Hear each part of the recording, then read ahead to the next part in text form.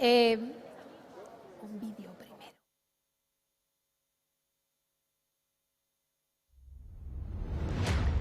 Talentia Summit 2021. Nueva edición de la mayor feria virtual de talento y empleo, 100% online, del 15 al 26 de noviembre.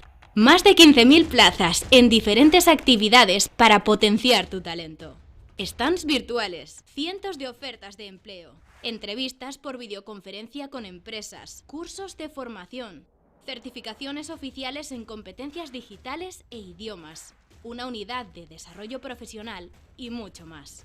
Y el 18 de noviembre tienes una cita ineludible en el Foro Talentia en Santiago. El encuentro anual con prestigiosos ponentes. Elena Gil de Telefónica Tech, Pau García Milá, emprendedor de éxito, el nadador David Meca o Clara Jiménez, directora de innovación de Accenture. Presidido por la ministra de Educación Pilar Alegría, Alberto Núñez Feijóo y José Sánchez Bugallo. Nada es más provocativo que el talento. Regístrate gratuitamente en talentiasummit.com. Nada es más provocativo que el talento. No pasa inadvertido. El talento es imparable, no se puede detener. El talento es explosivo, es imposible contenerlo. El talento es estimulante, nunca decepciona. El talento es invencible, no se puede doblegar. El talento es apasionante, no resulta indiferente. El talento es talento.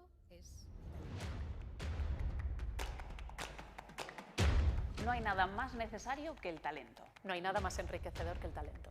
No hay nada más valioso que el talento. No hay nada más gratificante que el talento. No hay nada más seductor que el talento. Nada es tan fundamental como el talento. Nada es más indispensable que el talento. El talento es apasionante, motivador, más admirable, clave, impactante. No hay nada más inspirador, crítico, divergente que el talento. valioso, trascendente, atractivo, inspirador, necesario, increíble, transformador, clave, creativo, Necesario Importante que el talento. No hay nada más estimulador. y nada más valioso que el talento.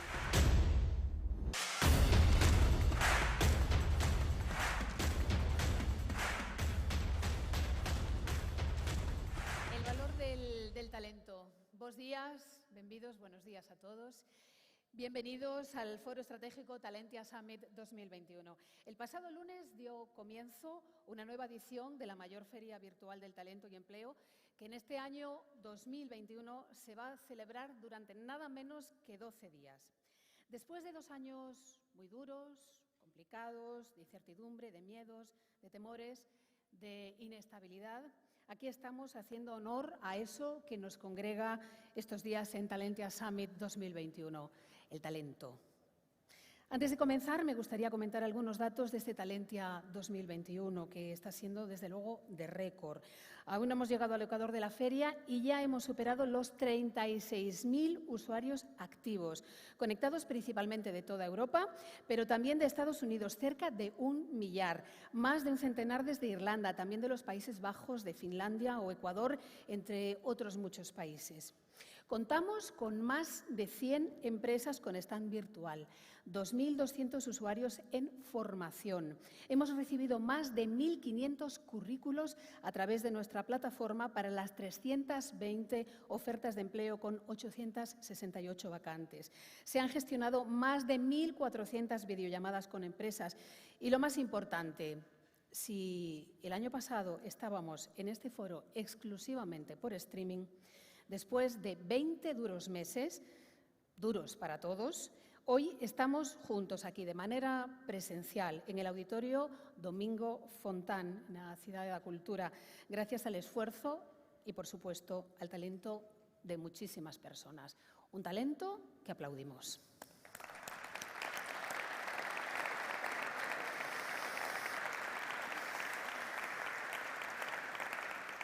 Bueno, el talento.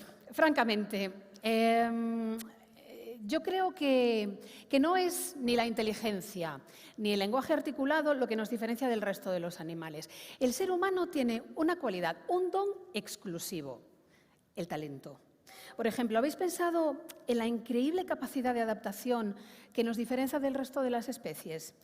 Ese poder de reinventarnos, de reinventar el mundo, de reinventar la realidad, nos permite adaptarnos a nuevas circunstancias, lo hemos demostrado, a nuestros retos y superar lo que en la naturaleza se conoce como selección natural. Yo creo que eso es talento, ¿verdad? Y una de las cosas que más me gusta del talento es su heterogénesis. El talento es inclasificable. Supongo que quizá por eso, en una sociedad en la que estamos acostumbrados a ponerles etiquetas a todas las cosas, el talento ha estado infravalorado, desatendido, incluso pasando inadvertido. Afortunadamente, acciones como Talentia Summit permiten encauzar ese talento que tantos compartimos. Para inaugurar este foro que nos reúne hoy aquí, pido por favor que suban al escenario las autoridades que nos acompañan. Alcalde, ministra, presidente, por favor.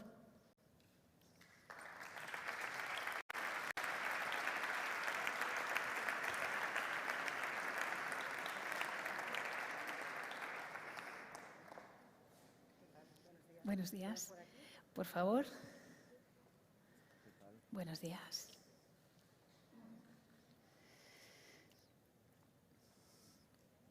Muchísimas gracias por acompañarnos y por proceder a la inauguración de este Foro Talentia Summit 2021, una iniciativa del Concello de Santiago de Compostela que permite poner en contacto talento y empleo. Tiene la palabra el alcalde de Santiago de Compostela, José Sánchez Bogallo.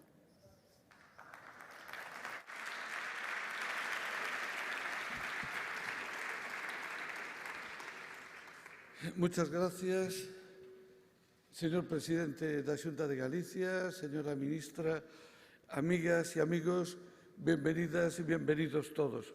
Nos sentimos muy orgullosos de esta nueva edición de Talentia y nos sentimos muy felices de que hoy nos podamos reunir un grupo numeroso de personas. Lo echábamos de menos, fueron 20 meses, 19 meses realmente duros.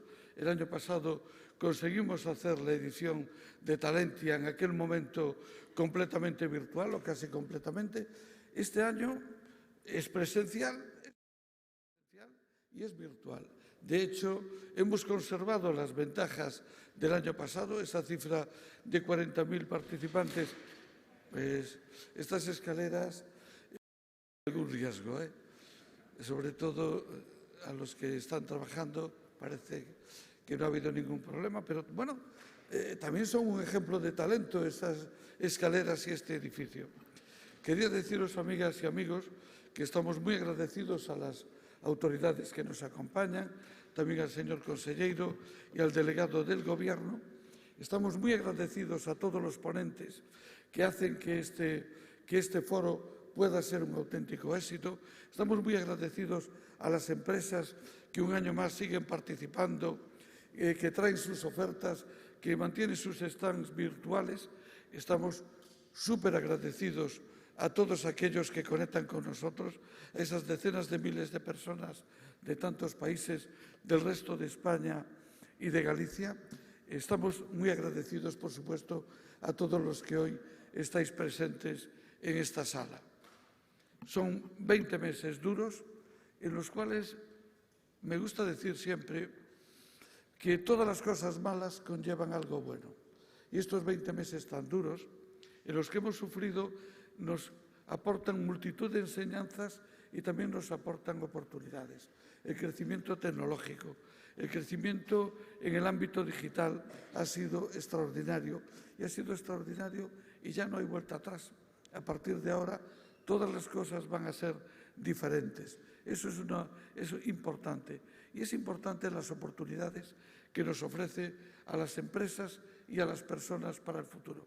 Todas las grandes crisis, y la pandemia ha sido una de ellas, conllevan algo, que es que de alguna manera nos ponen a todos en un escenario de igualdad.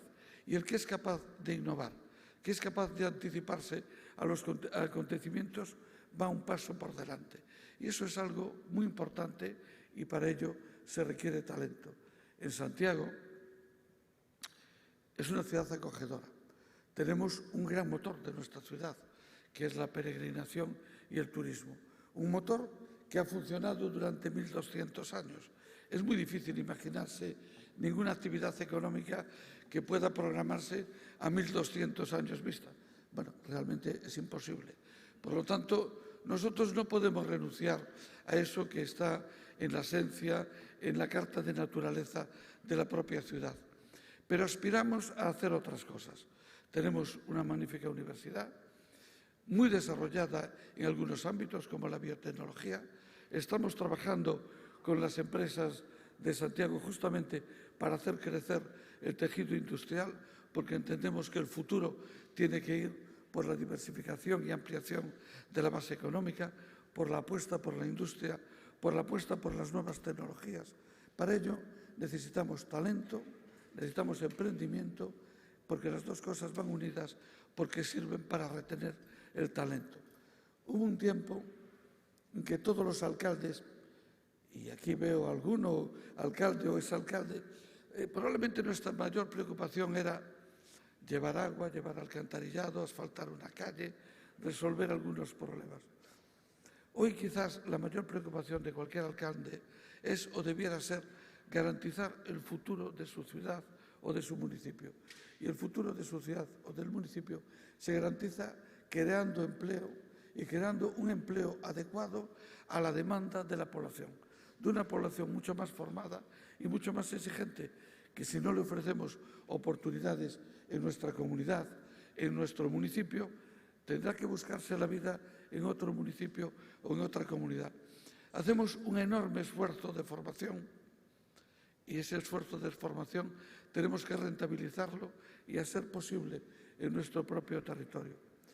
Hoy preside este acto el presidente de la Xunta y nos acompaña la ministra de Educación y Formación Profesional.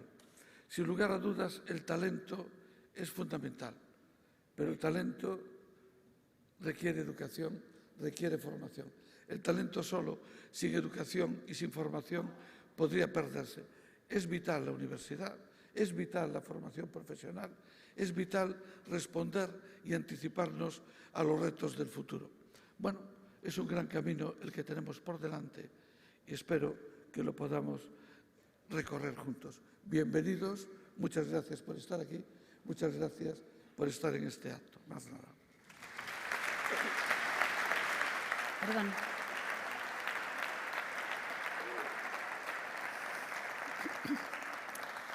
Pues sí, alcalde, gracias. Iba a hablar yo precisamente del talento y el sistema educativo, que es lo que toca ahora.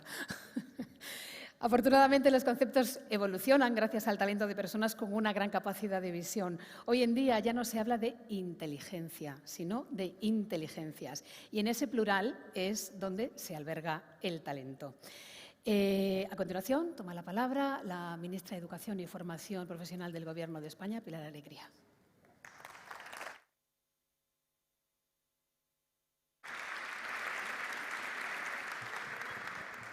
Buenos días, querido presidente, alcalde, delegado del Gobierno, consejero, autoridades, amigos y amigas, muy buenos días y la verdad que es un gusto para mí poder estar hoy aquí en Santiago de Compostela. Enhorabuena, alcalde, y a todo el ayuntamiento y, por supuesto, a todas las entidades patrocinadoras y organizadoras por haber hecho posible una nueva edición de este foro de Talentia y, además, poderlo hacer de esta manera presencial, que, como bien decía tanto que está dirigiendo este foro como el propio alcalde, han sido 20 meses muy difíciles, muy complicados, y el poder recuperar espacios presenciales que podamos vernos, de momento al menos, los ojos, creo que es importante, porque aunque ciertamente la digitalización ha llegado a nuestro mundo y a nuestra sociedad para quedarse, creo que nada sustituye pues, a los abrazos que nos podemos dar y, sobre todo, a la emoción que nos genera el podernos reencontrar de una manera tan importante como en este acto que esta mañana estamos inaugurando. Escuchando al alcalde me venía una reflexión a la cabeza, y es que, lógicamente, creo que las personas somos las que estamos siempre en el centro de todo, por supuesto de la vida misma, de los problemas, de las soluciones, de las que cuando debatimos, las personas siempre estamos en el centro cuando debatimos de distintos temas, de economía, de sociedad, de tecnología o, por supuesto, también de educación. Y, evidentemente, cuando hablamos de talento, hablamos de una cualidad que, lógicamente, es una cualidad puramente humana. Sabemos, lógicamente, y además me consta que hay más de 30.000 personas que en este momento están siguiendo esta jornada de una manera digital. Y efectivamente, como decía hace unos minutos, sabemos que la inteligencia artificial va a una velocidad absolutamente inigualable. Sabemos que la propia capacidad de cálculo que tienen los ordenadores nos supera seguramente a las capacidades que tenemos los seres humanos, pero el talento del que se está hablando tanto esta mañana, es decir, de esa capacidad de comprender y de desempeñar una tarea para aplicar ese conocimiento, ahí los seres humanos, las personas, estamos muy por delante de las máquinas y de los ordenadores. Y efectivamente yo creo que en un momento como el que estamos viviendo, de cambio y de convulsión, tanto desde el punto de vista económico, social como productivo, toda la clase humana apelamos lógicamente a ese carácter innovador y, por supuesto, al talento. Porque si hay algo que necesitamos para afrontar los retos que tenemos por delante, no solamente en esta ciudad o en este país, sino en el mundo en general, es necesitamos echar mano de una manera imperiosa al talento. Y lo decía el alcalde cuando estaba terminando sus palabras, quien juega un papel clave en el talento, quien tiene que jugar un papel clave en el talento, es la educación, es nuestro sistema educativo, porque es a través de la educación desde donde podemos detectar y, sobre todo, desde donde podemos potenciar el talento, fundamentalmente, de todos nuestros jóvenes. Ahora, entrando a este acto, tenía que atender a los medios de comunicación y me preguntaban sobre la educación y el debate que genera la misma. Yo creo que todos los que estamos aquí sabemos que cuando en un país se aprueban leyes educativas o simplemente cuando hablamos de educación, es inevitable que se genere debate. Yo siempre he sido partidaria que es positivo que se generen debates, pero es mucho más positivo que sean debates constructivos. Pero muchas veces recuerdo, yo soy una mujer de Zaragoza, recuerdo a una mujer que admiro, una gran escritora de mi tierra, que se llama Irene Vallejo, que dice que los debates públicos que genera la educación no son nuevos. De hecho, ya hace como 2.500 años, con Sócrates, ya se establecían este tipo de debates en torno a la educación. Pero es verdad que en este casi cuarto de siglo ya del siglo XXI, lo que es el conocimiento desde el punto de vista del conocimiento científico y tecnológico está siendo absolutamente esencial. Yo creo que si ahora mismo en esta sociedad del siglo XXI hay una materia prima que es imprescindible, es el conocimiento. Nunca, desde luego, yo creo que hemos acumulado tantos conocimientos como tenemos en la actualidad, y además es que ha cambiado también drásticamente esos mecanismos que ahora lo producen y, sobre todo, ese acceso que tenemos toda la ciudadanía al conocimiento. Por tanto, yo siempre apelo a que para hacer frente a esta transformación que estamos viviendo como sociedad es importante también un cambio del qué se aprende, del cómo se aprende y, sobre todo, y también muy importante, para qué se aprende. Y es que el reto que tiene nuestro sistema educativo es preparar a los estudiantes, es preparar a los jóvenes para ese mundo que está llegando y dejar de educar para ese mundo que poco a poco está dejando de existir. El modelo de enseñanza que hemos conocido hasta ahora, que es un modelo de enseñanza que quizá está basada más exclusivamente a una concentración de saberes o conocimientos desde un punto de vista enciclopédico, ya no es suficiente para afrontar este nuevo paradigma social que estamos viviendo. Ahora el reto y la importancia es saber interconectar esos conocimientos y saber aplicarlos para afrontarnos a las nuevas realidades que este mundo nos está trayendo. Y por eso yo digo muchas veces que necesitamos cambiar nuestros sistemas educativos y adaptarlos sobre todo a las exigencias del tiempo que les va a tocar vivir a nuestros hijos. Otra de las palancas que tenemos más importantes para, desde la educación, afrontar estos cambios es la formación profesional. Una formación profesional que, desde luego, es absolutamente necesaria en nuestro país. Hay otros países europeos que en esto han hecho una reflexión seguramente más pronta que la que estamos realizando aquí en nuestro país, pero yo creo que es una revolución, una lluvia fina que ha empezado ya, afortunadamente, también aquí en España y que, desde luego, es imparable. Una formación profesional que para mí tiene una potencialidad muy clara, que es generar una formación de calidad, una educación de calidad para nuestros estudiantes, pero también, lo que es más importante, una formación que les va a aportar un empleo de calidad, un empleo estable y un empleo bien remunerado. Y, lógicamente, una formación profesional que nos tiene que ayudar a reducir o a generar esos perfiles que nos está demandando los tejidos productivos, y además suelen ser perfiles, lógicamente, con mucho más especializado de lo que teníamos hasta ahora. Una formación profesional que además nos tiene que ayudar también a reconocer las competencias que han ido adquiriendo nuestros trabajadores a lo largo de todos sus años y, por supuesto, a actualizar también permanentemente esas competencias adquiridas a lo largo de la vida profesional. Y, evidentemente, y en este Congreso, otra de las líneas que yo quería en estas jornadas, otra de las líneas que yo quería trasladarles, otra de las reflexiones es que, evidentemente, aquí tenemos que hablar también de lo que supone esto de las competencias digitales. La revolución digital es evidente que nos está abriendo nuevos caminos hacia una educación, en este caso, mucho más personalizada. Una educación, lógicamente, capaz de desarrollar el talento y la creatividad de nuestros alumnos como nunca lo habíamos imaginado, en tanto en cuanto nos permite conectar con todos los saberes de la cultura de cualquier parte de este mundo. Y, evidentemente, además también lo puedo decir en esta tierra, esta digitalización nos está permitiendo hacer una educación mucho más flexible, adaptada también a las dificultades que puede tener la escuela, por ejemplo, en el entorno rural. Pero creo que también es importante hacer una reflexión después de estos 20 meses de pandemia y cuando hablamos de digitalización. Y es que esta nueva puerta nos tiene que ayudar a reducir la desigualdad en el acceso a la educación y no a lo contrario.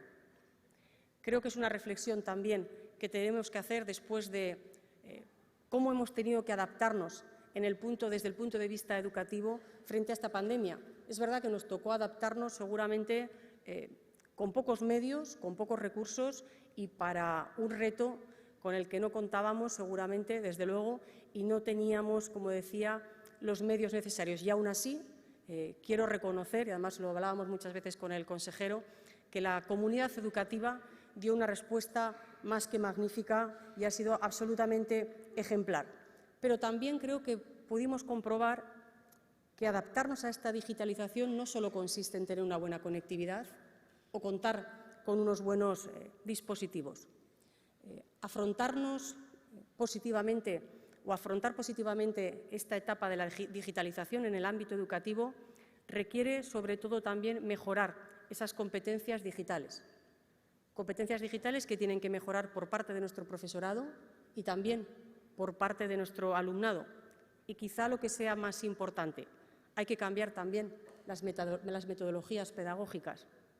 Es verdad que estamos dando un impulso muy importante, por supuesto las consejerías, pero también el Gobierno de España, fundamentalmente desde esos fondos de recuperación y resiliencia, para intentar, como digo, amortiguar esas lagunas que hemos detectado con más claridad durante estos 20 meses de pandemia.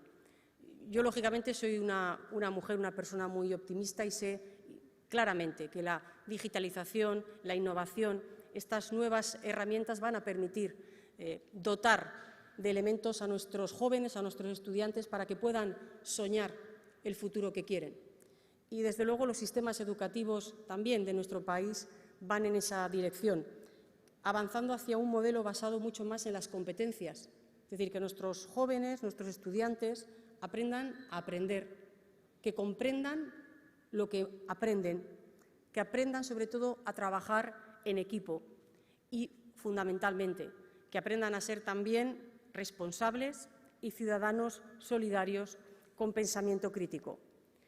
Soy también consciente, lo decía al principio de mi intervención, que cuando hablamos de educación, y además lo hacemos especialmente en este país, es lógico y natural que se establezcan debates, incluso dudas e incertidumbres.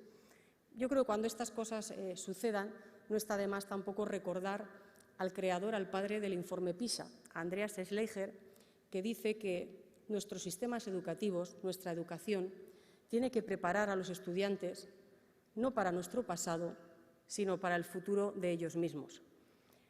El camino que hemos iniciado en España con esta nueva educación va en esa dirección. Y, desde luego, creo que tenemos que hacerlo mostrando una confianza absolutamente clara hacia nuestro sistema educativo, que siempre ha estado a la altura, Siempre ha estado a la altura, haciendo frente a los cambios que hemos vivido en nuestro país desde el punto de vista social, cultural o económico. Y, desde luego, yo no tengo ninguna duda que en este momento de cambio, de revolución digital, de revolución social, de revolución económica, la educación en nuestro país, desde luego, seguirá estando a la altura. Así que yo solamente me queda desearles que tengan ustedes una buena jornada, que sigamos hablando del talento, profundamente necesario en nuestra sociedad, sin olvidarnos, lógicamente, que sin una educación sólida, que sea capaz de detectarlo y, sobre todo, de exprimirlo, en el buen sentido de la palabra, al máximo, no tendremos éxito en la tarea. Así que muchísimas gracias, enhorabuena y espero y deseo, como digo, que tengan una buena jornada. Alcalde, enhorabuena por la iniciativa y muy buenos días. Gracias.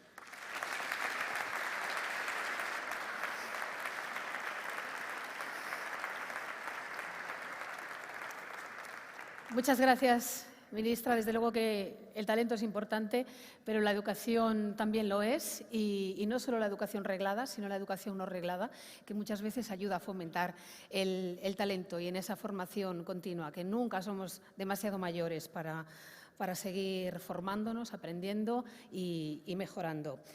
Estamos aquí en este foro del talento, Talentia 2021. Agradecemos muchísimo la presencia de la ministra de Educación y Formación Profesional y, por supuesto, la del presidente de la Xunta de Galicia, que preside este acto, Alberto Núñez Feijóo. Tiene usted la palabra. Muchas gracias.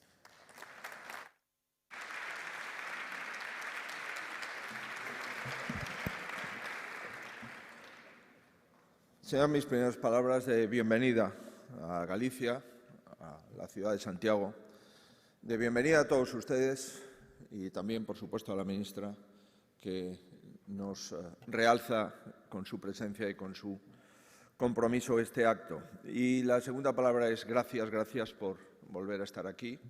Lo decía el alcalde anfitrión, gracias por volver a juntarnos después de estos meses de enorme dificultad que todavía no hemos pasado, porque todavía hemos de aprender a convivir con ese virus y todavía, lamentablemente, probablemente nos dé alguna mala noticia en las próximas semanas o en los próximos meses, como está ocurriendo en la mayoría de los países de la Unión Europea. Muchísimas gracias al delegado del Gobierno, al consejero de Educación, Cultura y Universidad. Insisto, muchas gracias a los ponentes por facilitar este acto.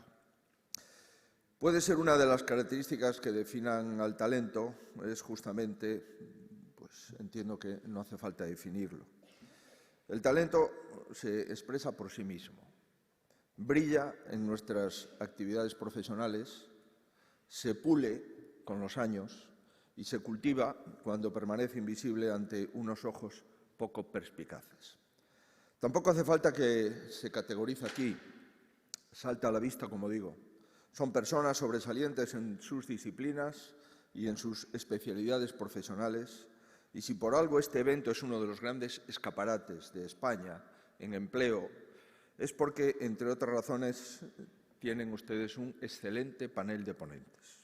Desde la directora general de Big Data de Telefónica, Elena Gil, al campeón del mundo de natación 28 veces, David Meca, al director de innovación de Accenture, Clara Jiménez, o a los gallegos, Emilio Froján, cofundador de Belka, o a Carlos Ezquerro, CEO de Netex. Sin duda, son estos ponentes y todos ustedes los que acreditan que estamos hablando de algo que ustedes conocen muy bien.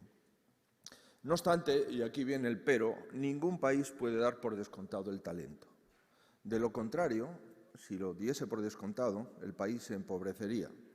Por mucho que sea un intangible hoy, la palabra talento debe su raíz etimológica a la unidad monetaria que se empleaba en la civilización babilónica y en el comercio por el Mediterráneo. Dicho de otro modo, quien tenía talento tenía riqueza. Creo que nada ha cambiado. Los países que tienen muchas personas con talento son países ricos. Los países que lamentablemente aún no las tienen muchas dificultades para mantener un estado de bienestar. Y no me cabe duda de que en Galicia y España hay mucho ingenio. La verdad es que sí. Y tampoco me cabe duda que en Galicia y en el conjunto de España hay mucha inteligencia. solo que su existencia por sí sola a veces no basta. El talento o se cultiva o se marchita. Y por eso aquí se citan miles de personas deseosas de empaparse de otros conocimientos y de otras experiencias para crecer tanto personal como profesionalmente. De hecho, en ocasiones, el talento es la única posesión de una persona para salir adelante y labrarse el porvenir. Es, por así decirlo, inclusivo. Combinando con calidad y con esfuerzo, suple otras carencias que salen al paso, como obstáculos, para acabar el talento, imponiéndose con rotundidad. Incluso ante un futuro incierto, como el que estamos viviendo, estamos transitando hacia todo nuevo, pues digo que incluso ante este futuro, el talento es la mejor brújula de la que podemos echar mano para responder a los desafíos y cohesionar las empresas y las sociedades. Quienes vayan a definir la nueva realidad digital, sostenible, innovadora, serán aquellos que expriman su conocimiento y su voluntad sobreponiéndose a todos los retos, pero también aquellos que se hayan encontrado con condiciones adecuadas para desarrollar todo su potencial. ¿Y cuáles son esas condiciones o en dónde están? En primer lugar, en nuestros hogares.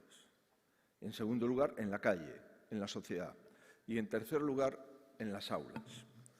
Ya que me brindan ustedes la oportunidad, y dado que ejerzo una responsabilidad pública, déjenme que me centre en esto último, en la educación, que, como ustedes saben, es una competencia de la Administración General del Estado y de una forma a través de la descentralización constitucional de las comunidades autónomas. La educación, con todo su poder transformador, es una garantía. Primero, de autonomía y de inserción laboral en el mundo global para el estudiante y de desarrollo y convivencia para la sociedad. Se trata de aprender a conocer, aprender a hacer, aprender a vivir juntos y aprender a ser. No es mío el aporte, sino de Jacques Delors, otro político, en su informe de la UNESCO, para orientar la educación del siglo XXI, una hoja de ruta titulada, por cierto, La educación encierra un tesoro. Ya ven, de nuevo, la promoción del talento como riqueza. Galicia se ha propuesto que su sistema educativo sea el cofre que cuide y dé lustre a ese tesoro, o el mejor vivero para el cultivo del talento. Y creo que podemos estar orgullosos de lo que los gallegos, con toda la humildad, pero también con toda la determinación, han ido consiguiendo en los últimos años, tanto en la universidad como en la enseñanza no universitaria. Estamos efectivamente potenciando a la formación profesional. ¿Para qué? Para que sea el eje de la revolución educativa y de la revolución laboral. Para nosotros lo es. Para los gallegos, pese a estigmas equivocados, cada vez lo es más. Tenemos 60.500 alumnos en el presente curso. Es la cifra récord y cada año vamos haciendo récords de matriculados en formación profesional. Este año un 5,2% más que el año pasado. La mayoría de los estudiantes están en formación profesional. Más del 55% están en formación profesional y desde hace algunos años ya tenemos más estudiantes en formación profesional que cursando bachillerato. Tenemos una oferta innovadora, alineada con la competitividad y la adaptación al mercado laboral. Y tenemos una apuesta consolidada desde hace años, que ha dado algunos frutos. Permítame que los enumere rápidamente. Hace una década, Galicia tenía 11 centros integrados de formación profesional. Hoy son más del doble, 23. Hace una década había 6 viveros de empresas en centros de formación profesional. Hoy son 26. Hace una década no existía ningún ciclo plurilingüe, ciclos donde aprendemos en gallego, en castellano y en inglés. Hoy tenemos 58. Hace 10 años no existían los másters de FP. Hoy tenemos 13 titulaciones en áreas de futuro como la inteligencia artificial, la ciberseguridad, y tenemos 4 veces más demanda en un solo curso. Y hace una década no existía una de nuestras grandes bazas, la formación profesional dual. Hoy tenemos 163 ciclos de formación profesional dual y las tasas de inserción de los alumnos que finalizan la formación profesional dual en el mundo laboral es del 92% el primer año. Para el futuro estamos trabajando en una estrategia gallega, en la nueva, en la formación profesional 21-25, para potenciar la red de centros referentes, para reforzar la oferta y para estrechar la colaboración con el tejido empresarial. La universidad. La universidad es punta de lanza en la promoción del talento, sin duda. Hemos, con los 3 rectores, consensuado el mapa de titulaciones, decisivo para el sistema universitario gallego, decisivo para responder los retos del futuro. Reformamos la nueva oferta formativa para el periodo 22-26 y de esta manera implantaremos 15 másters adecuados a los perfiles del futuro en 4 áreas clave que abarcan casi todo el Producto Interior Bruto gallego.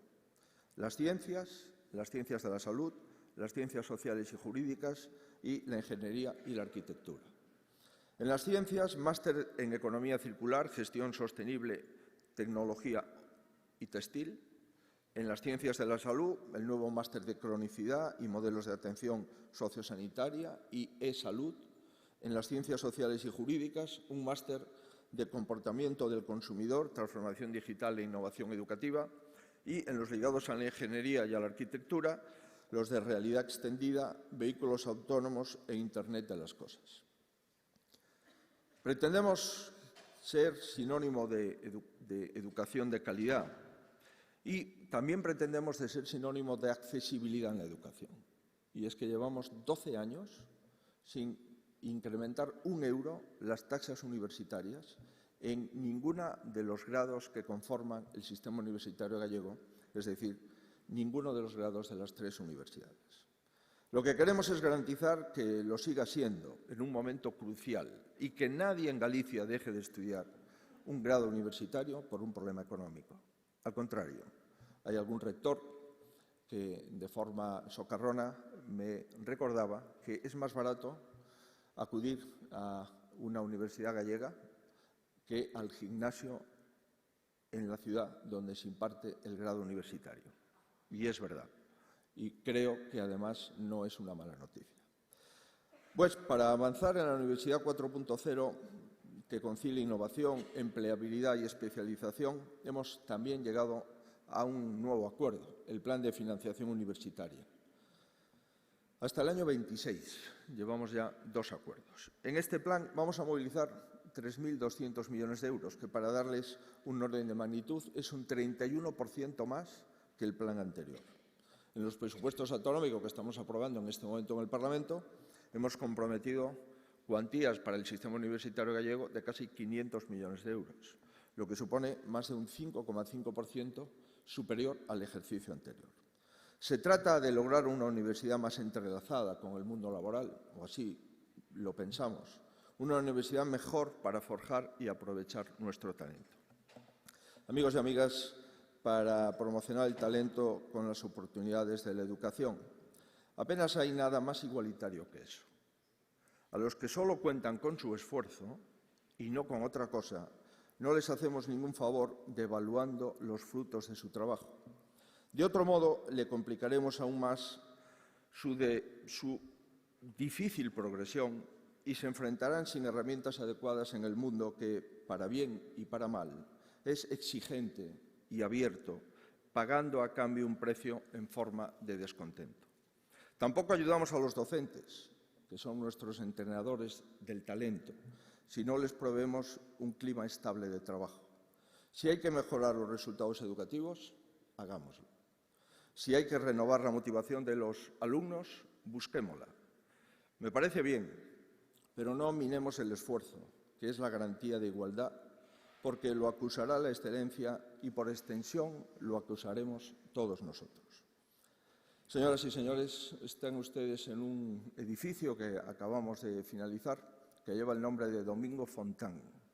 Domingo Fontán era un chaval de una aldea, allá por un pequeño ayuntamiento de Cuntis, de la provincia de Pontevedra, que nació en el siglo XVIII.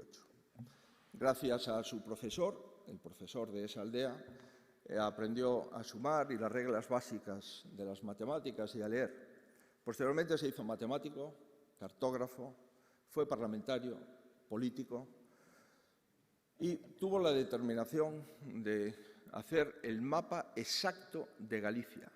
Comprenderán que allá por el año 1700 y pico no era fácil esa tarea.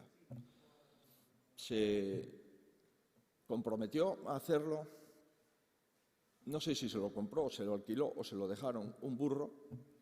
Se recorrió toda la superficie gallega, todos los montes, todas las colinas, los valles, los cauces fluviales, y hizo el mapa exacto de Galicia. No hay ningún mapa más exacto que ese. Supongo que Google se habrá inspirado en el mismo. Estamos hablando de un mapa del siglo XVIII. Comprenderán que sin el esfuerzo de Domingo Fontán, hoy no tendríamos desde el siglo XVIII el mapa cartográfico más exacto y el primero de España en lo que se refiere a Galicia, y hoy Domingo Fontán no merecería el nombre de este edificio que les acoge. Por eso estamos orgullosos de esos gallegos que se esforzaron tanto como los ponentes que ustedes van a escuchar a continuación. Sé que el talento crece y se estimula cuando se junta, y por eso no tengo dudas de que esta nueva edición de Talentia será un nuevo escaparate fenomenal para mostrarle al exterior todo cuanto sois ustedes capaces de aportar, que es mucho. Muchísimas gracias al alcalde de Santiago y a la corporación por esta iniciativa. Muchísimas gracias a la ministra de Educación y Formación Profesional por su compromiso con el talento y, sobre todo, muchas gracias a ustedes por estar aquí en la ciudad del Apóstol, en la ciudad de los abrazos, aunque de momento no están permitidos, de acuerdo con las autoridades de salud pública, y decirles que les esperamos, seguro, espero, sin mascarillas, en el próximo 22. Nada más y muchas gracias.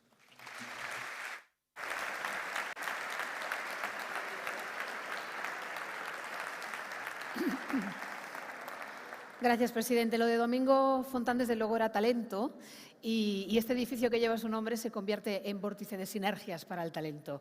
Muchísimas gracias a los tres. Pueden, por favor, abandonar el escenario. Muchísimas gracias, de verdad, por proceder a la inauguración de Talentia Summit de este foro 2021.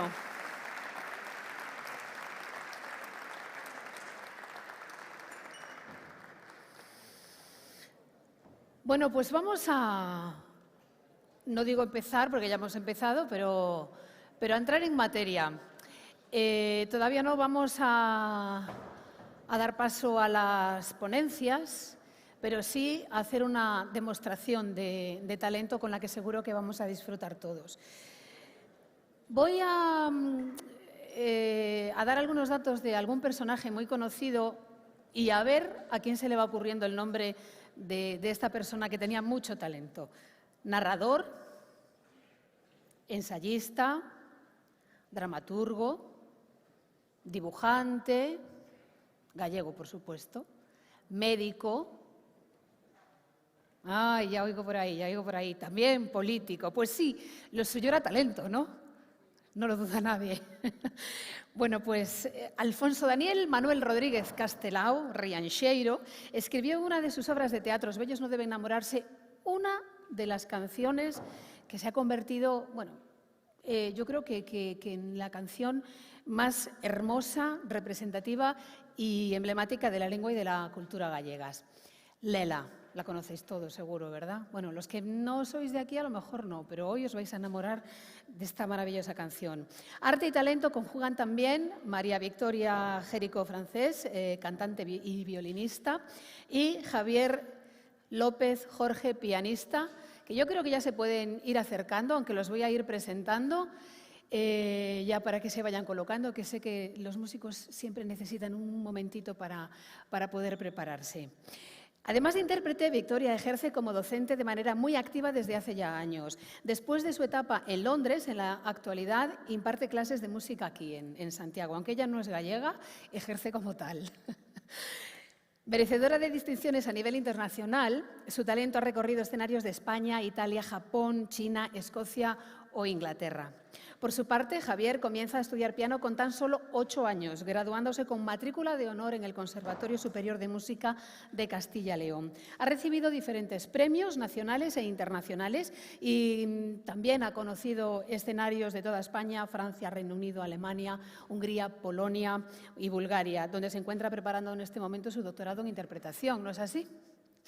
Bueno, pues Victoria Jericó y Javier López, músicos con formación clásica, con su talento, reinterpretan nuestra tradición, Lela. Gracias.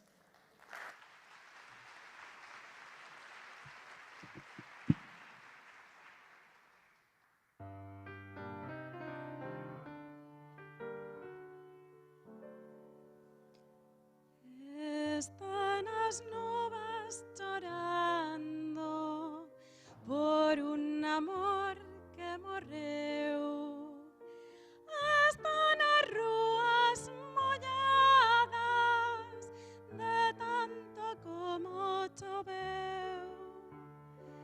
Están as nubes chorando por un amor que morreu.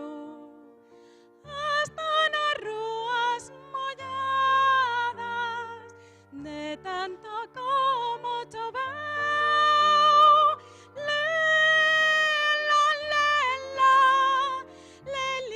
Porque neu morro quero mirarme nas meniñas dos teus ollos. Non me deixes e ten compasión de mí. Sen ti non podo vivir.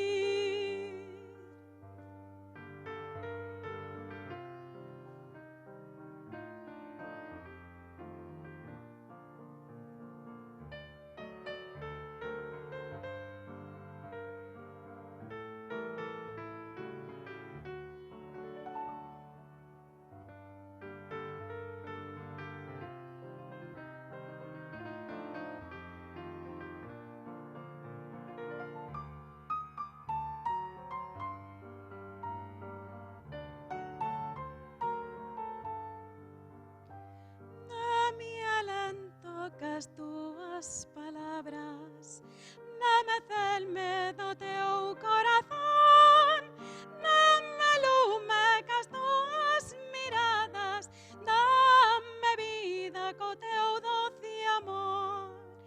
Dame alento cas túas palabras dame do teu corazón, dame lume cas túas miradas, dame vida do teu doce amor. Dame lume cas túas miradas, dame vida co teu doce amor.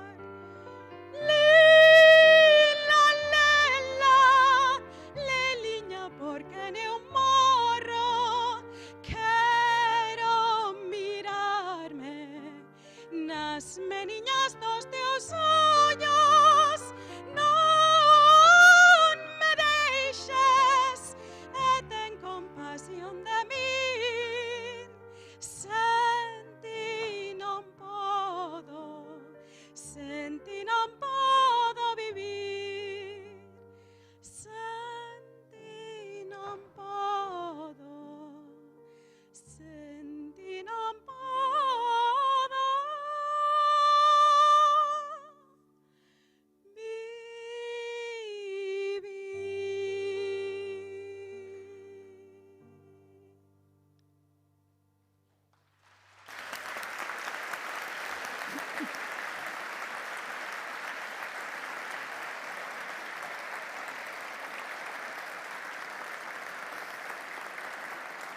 Victoria Jericó, Javier López, moitísimas grazas. Bueno, tras esta demostración de talento musical comenzamos ya con las ponencias. Ruego que suban al escenario ya los 4 primeros ponentes. Bueno, seguro que ya sabéis, vamos a hacer en primer lugar una ronda de 4 ponentes, después hacemos un pequeño descanso para un coffee break y luego continuaremos con una segunda ronda de otros 4 ponentes. Así que pido ya que suban al escenario Elena Gil, CEO de Luca, Pau García Milá, emprendedor de éxito, Nancy Villanueva, CEO de Iberia y Middle East de Interbank. ¿Nancy o Nancy? Nancy. Pues venga, Nancy, gracias. Y Clara Jiménez, directora de Innovación de Accenture.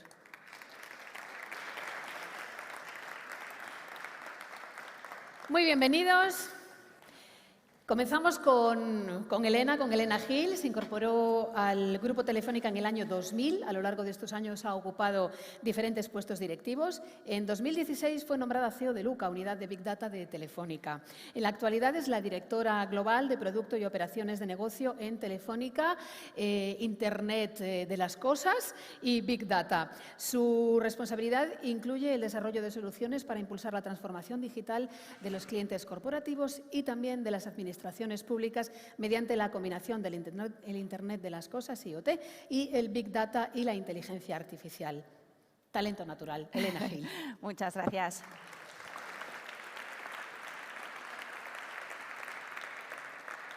Muchas gracias. Buenos días a todos. Y tenía razón, Yolanda, nos hemos enamorado de Leila. La verdad es que ha sido precioso. Es un gusto, un placer estar aquí en una feria tan relevante para hablar de talento. Y en mi caso voy a hablar de cómo la digitalización está impactando en las empresas y por qué la gestión del talento es tan importante. Porque todos sabemos que la digitalización está transformando radicalmente la manera en la que compramos, estudiamos, viajamos, nos comunicamos entre nosotros, y esto está trayendo una presión enorme en las empresas porque tenemos la necesidad de cumplir las exigencias de nuestros clientes, que ya nos demandan servicios muy personalizados y en un momento en tiempo real. Y afortunadamente, en ese entorno, la tecnología es un gran aliado. La tecnología es lo que está permitiendo que empresas tradicionales estén transformando su modelo de negocio. Y en nuestro caso, en Telefónica Tech y OTBD, estamos combinando 2 tecnologías que están permitiendo esa transformación en las empresas. Por una parte, el Internet de las Cosas, que lo que permite es digitalizar el mundo físico, es decir, conectar los objetos del hogar, los coches, la maquinaria industrial, todos los elementos en las ciudades, conectarlos a la Internet para que se puedan fusionar con el mundo digital. Y de todo esto se generan muchísimos datos que, gracias a las tecnologías del Big Data y la inteligencia artificial, las empresas estamos utilizando para tomar mejores decisiones, para poder generar más ingresos, prestar mejores servicios a nuestros clientes y mejorar su experiencia del cliente.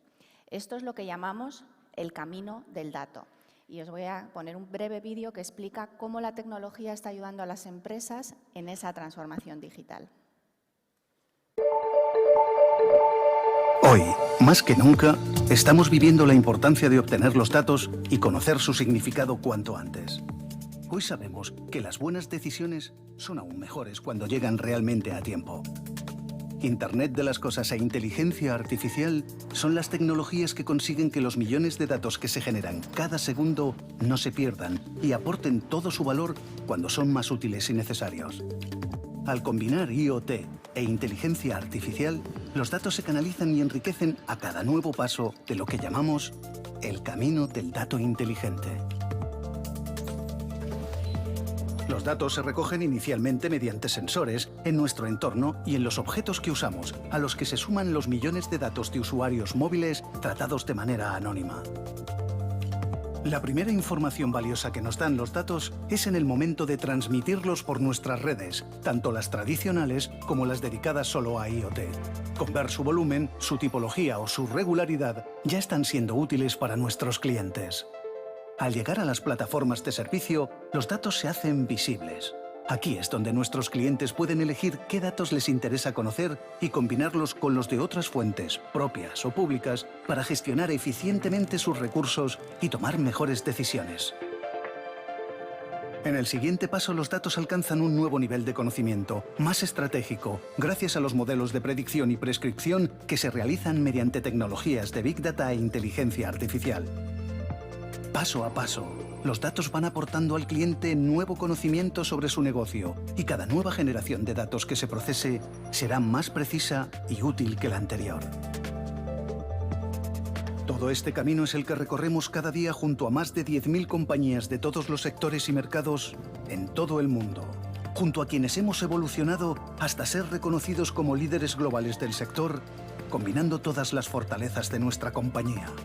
Ayudando a nuestros clientes a ser más eficientes, a ahorrar costes y vender más, gracias al desarrollo de coches conectados, tiendas y utilities inteligentes, fábricas digitalizadas, servicios financieros, nuevos medios de comunicación y transporte.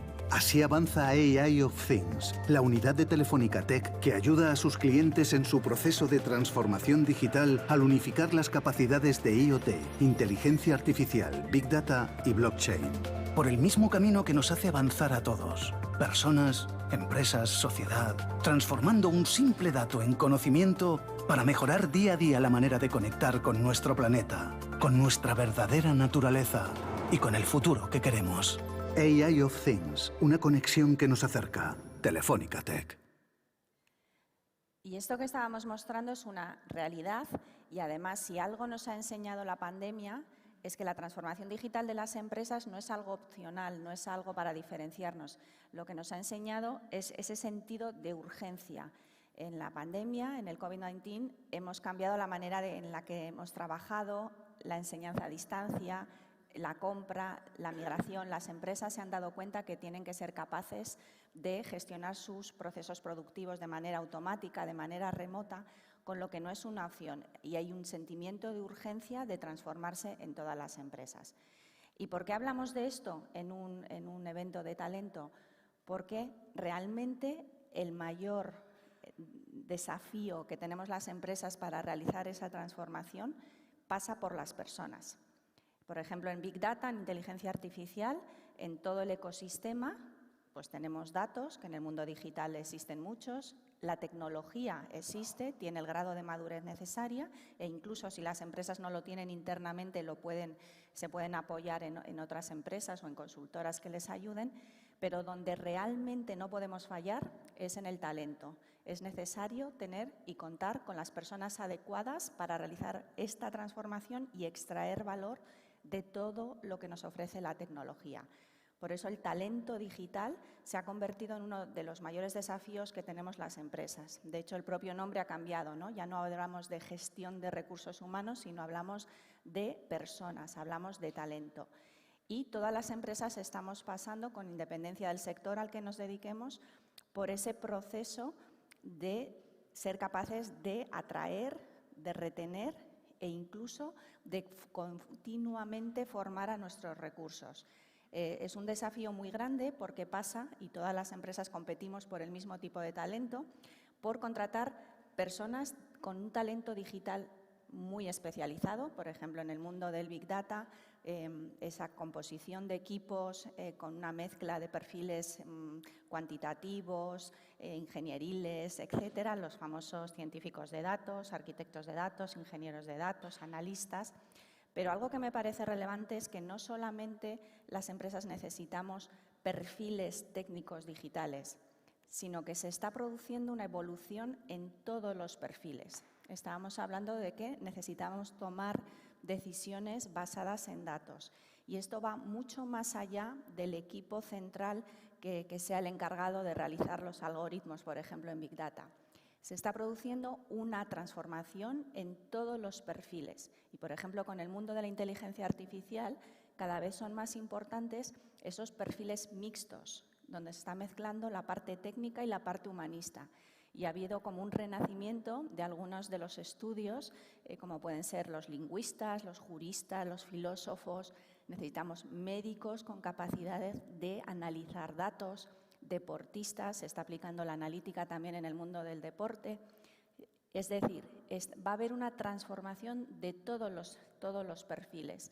Hablábamos que la automatización, la inteligencia artificial, por supuesto, va a tener un impacto en determinadas tareas que pueden realizar de una manera más eficiente las máquinas. Pero también se van a abrir nuevas oportunidades en este mundo digital. Y creo que es responsabilidad de todos que trabajemos en esa transformación hacia lo que sabemos que va a ser necesario. Y es una responsabilidad, como decía, de todos, también de las empresas. Y desde Telefónica nosotros estamos trabajando, por supuesto, en transformar nuestros propios recursos, en ser capaces de atraer ese talento, esos perfiles que necesitamos para nuestra propia transformación, pero también sentimos la necesidad de aportar a la sociedad de los países donde operamos y ser capaces de contribuir al desarrollo de la innovación y del talento. Y por eso, muy recientemente, hemos anunciado que se va a crear un hub de talento y de innovación de unas características y de un tamaño, creo que existen pocos casos en el mundo, porque vamos a convertir nuestra sede, que son 140.000 metros cuadrados en nuestra sede central en Madrid, de distintos edificios, en una red de edificios inteligentes, donde vamos a conectar todo con 5G, con fibra, con cloud, con seguridad, con IoT, con Big Data, con inteligencia artificial, con blockchain, pero sobre todo nos hemos comprometido a hacer una inversión muy relevante, que son 100 millones de euros desde aquí hasta el año 2024, que es cuando cumplimos 100 años, y sobre todo nos hemos comprometido a formar a más de 100.000 personas por año para contribuir a la digitalización y a que España sea un centro de atracción de talento y de retención de talento. Y os voy a contar algunos ejemplos, antes de terminar, de cosas concretas que ya estamos haciendo en este entorno. Uno de ellos, del que nos sentimos muy orgullosos, se llama Escuela 42, que es una iniciativa a nivel internacional, pero que la Fundación Telefónica ha traído a España, y existen ya distintos centros en distintas ciudades de España, que se trata de formar a talento, pero de una manera muy diferente. De hecho, atrae a personas, el único requisito es tener más de 18 años, pero no necesitas unos requerimientos educativos previos, más que motivación y ganas de aprender, porque es un sistema completamente diferente que se basa en el autoaprendizaje y aprendizaje entre compañeros. Son unas aulas, unas clases sin profesores, sin horarios, donde están aprendiendo capacidades digitales, programación, de una manera diferente. Yo os animo a que entréis en la web de Escuela 42 porque es realmente novedoso y tiene impacto muy grande en las personas que lo están tomando. Por supuesto, también estamos muy enfocados en atraer talento joven, traer becas, Talentum, incorporar distintos perfiles en nuestra compañía, renovar la compañía, o incluso las becas Podium, que está permitiendo a estudiantes deportistas olímpicos que puedan combinar estas dos carreras avanzando en su carrera olímpica. Y por último, no quería terminar este espacio sin mencionar algo que nos preocupa también muy fuertemente como empresa de tecnología, que es ser capaz de atraer talento STEM, talento de ciencias, tecnología, ingeniería y matemáticas, que es algo muy escaso, muy necesario y sobre todo que este talento STEM sea diverso. Sea diverso porque nuestros clientes son diversos, la sociedad es diversa y es importante que las empresas que están innovando, que están creando tecnología, sean diversos y que representen todos los intereses de la sociedad. Y uno de los casos que nos preocupa y nos ocupa es ser capaces de atraer talento femenino en carreras técnicas. Y os voy a mostrar para terminar un pequeño vídeo de una iniciativa que tenemos para atraer el talento femenino al mundo técnico.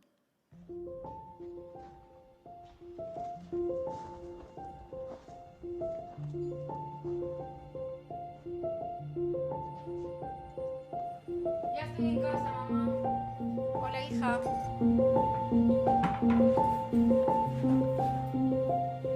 Uy, ¿y esto, hija?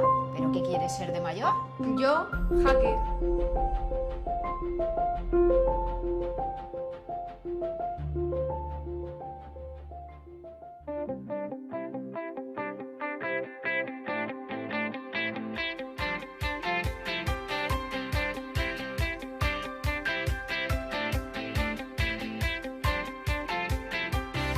Para mí ser hacker es más una actitud, ¿no? De cómo te enfrentas a los problemas, cómo resuelves los retos, cómo tratas de buscar la vuelta de tuerca para buscar esa solución que no tienes a priori. Ir un poco más rápido, hacerlo todo un poco más deprisa, hacerlo un poco todo más elegante, más directo, hacerlo más artístico. Es una forma de pensar, de enfrentarte a retos, de resolver problemas y sobre todo de superarte. Ser hacker es una forma de ser, es no quedarte con lo que ves a simple vista, sino tener intriga para buscar algo más. Es ser capaz de hacer las cosas de forma diferente. Al final es tu actitud hacia cómo te enfrentas a las cosas. Es llevar la tecnología un paso más allá.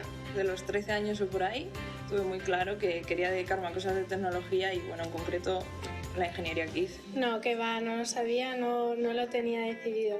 La verdad es que yo quería ser panadera, porque me encantaba el pan, me encantaba el olor, me encantaba ir a la panadería. Desde que era pequeña siempre me han apasionado las matemáticas, la lógica, las ciencias, todo lo que tenía que ver con eso. Como me encantaban las ciencias de todo tipo, decidí hacer matemáticas e informática. Bueno, cuando era pequeña quería hacer muchas cosas. Pensaba en ser astronauta, pensaba en pilotar un avión, pensaba en hacer lo mismo que mis padres. La seguridad es algo que me apasionaba porque tengo muchos referentes en mi familia. Yo no diría que tuve un referente en particular, pero sí que mis padres para mí fueron importantes. Creo que supieron ver en mí este perfil técnico y científico y siempre me animaron a seguir para adelante. A las chicas que han decidido que quieren ser hacker les diría que adelante, que es su decisión, ¿por qué no? Que van a estar muy orgullosas de lo que hacen cada día. Y las animaría a que fueran adelante si realmente es su pasión, si realmente es lo que quieren hacer, hacia adelante. ¿Qué quieres ser de mayor? Yo, hacker, como tu mamá.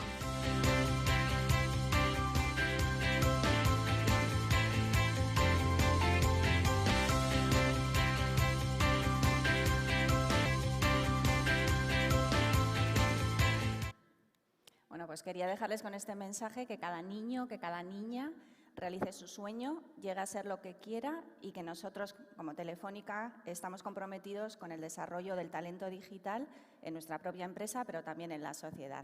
Muchas gracias.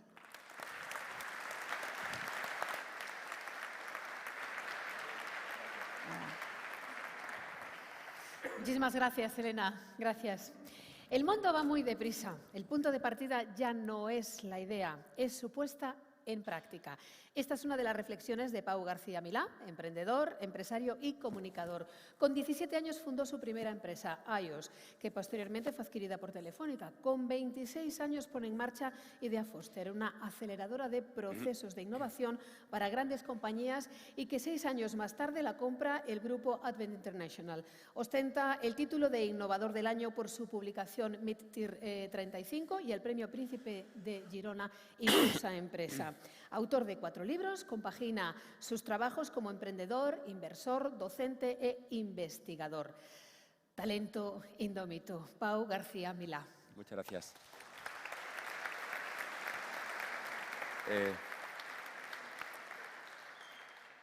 Bueno, muchísimas gracias. Os pido disculpas porque acabé mi catarro hace 3 días, pero nos ha ido algún estornudo y en medio de la pandemia creo que es lícito, sobre todo por ustedes, disculparse.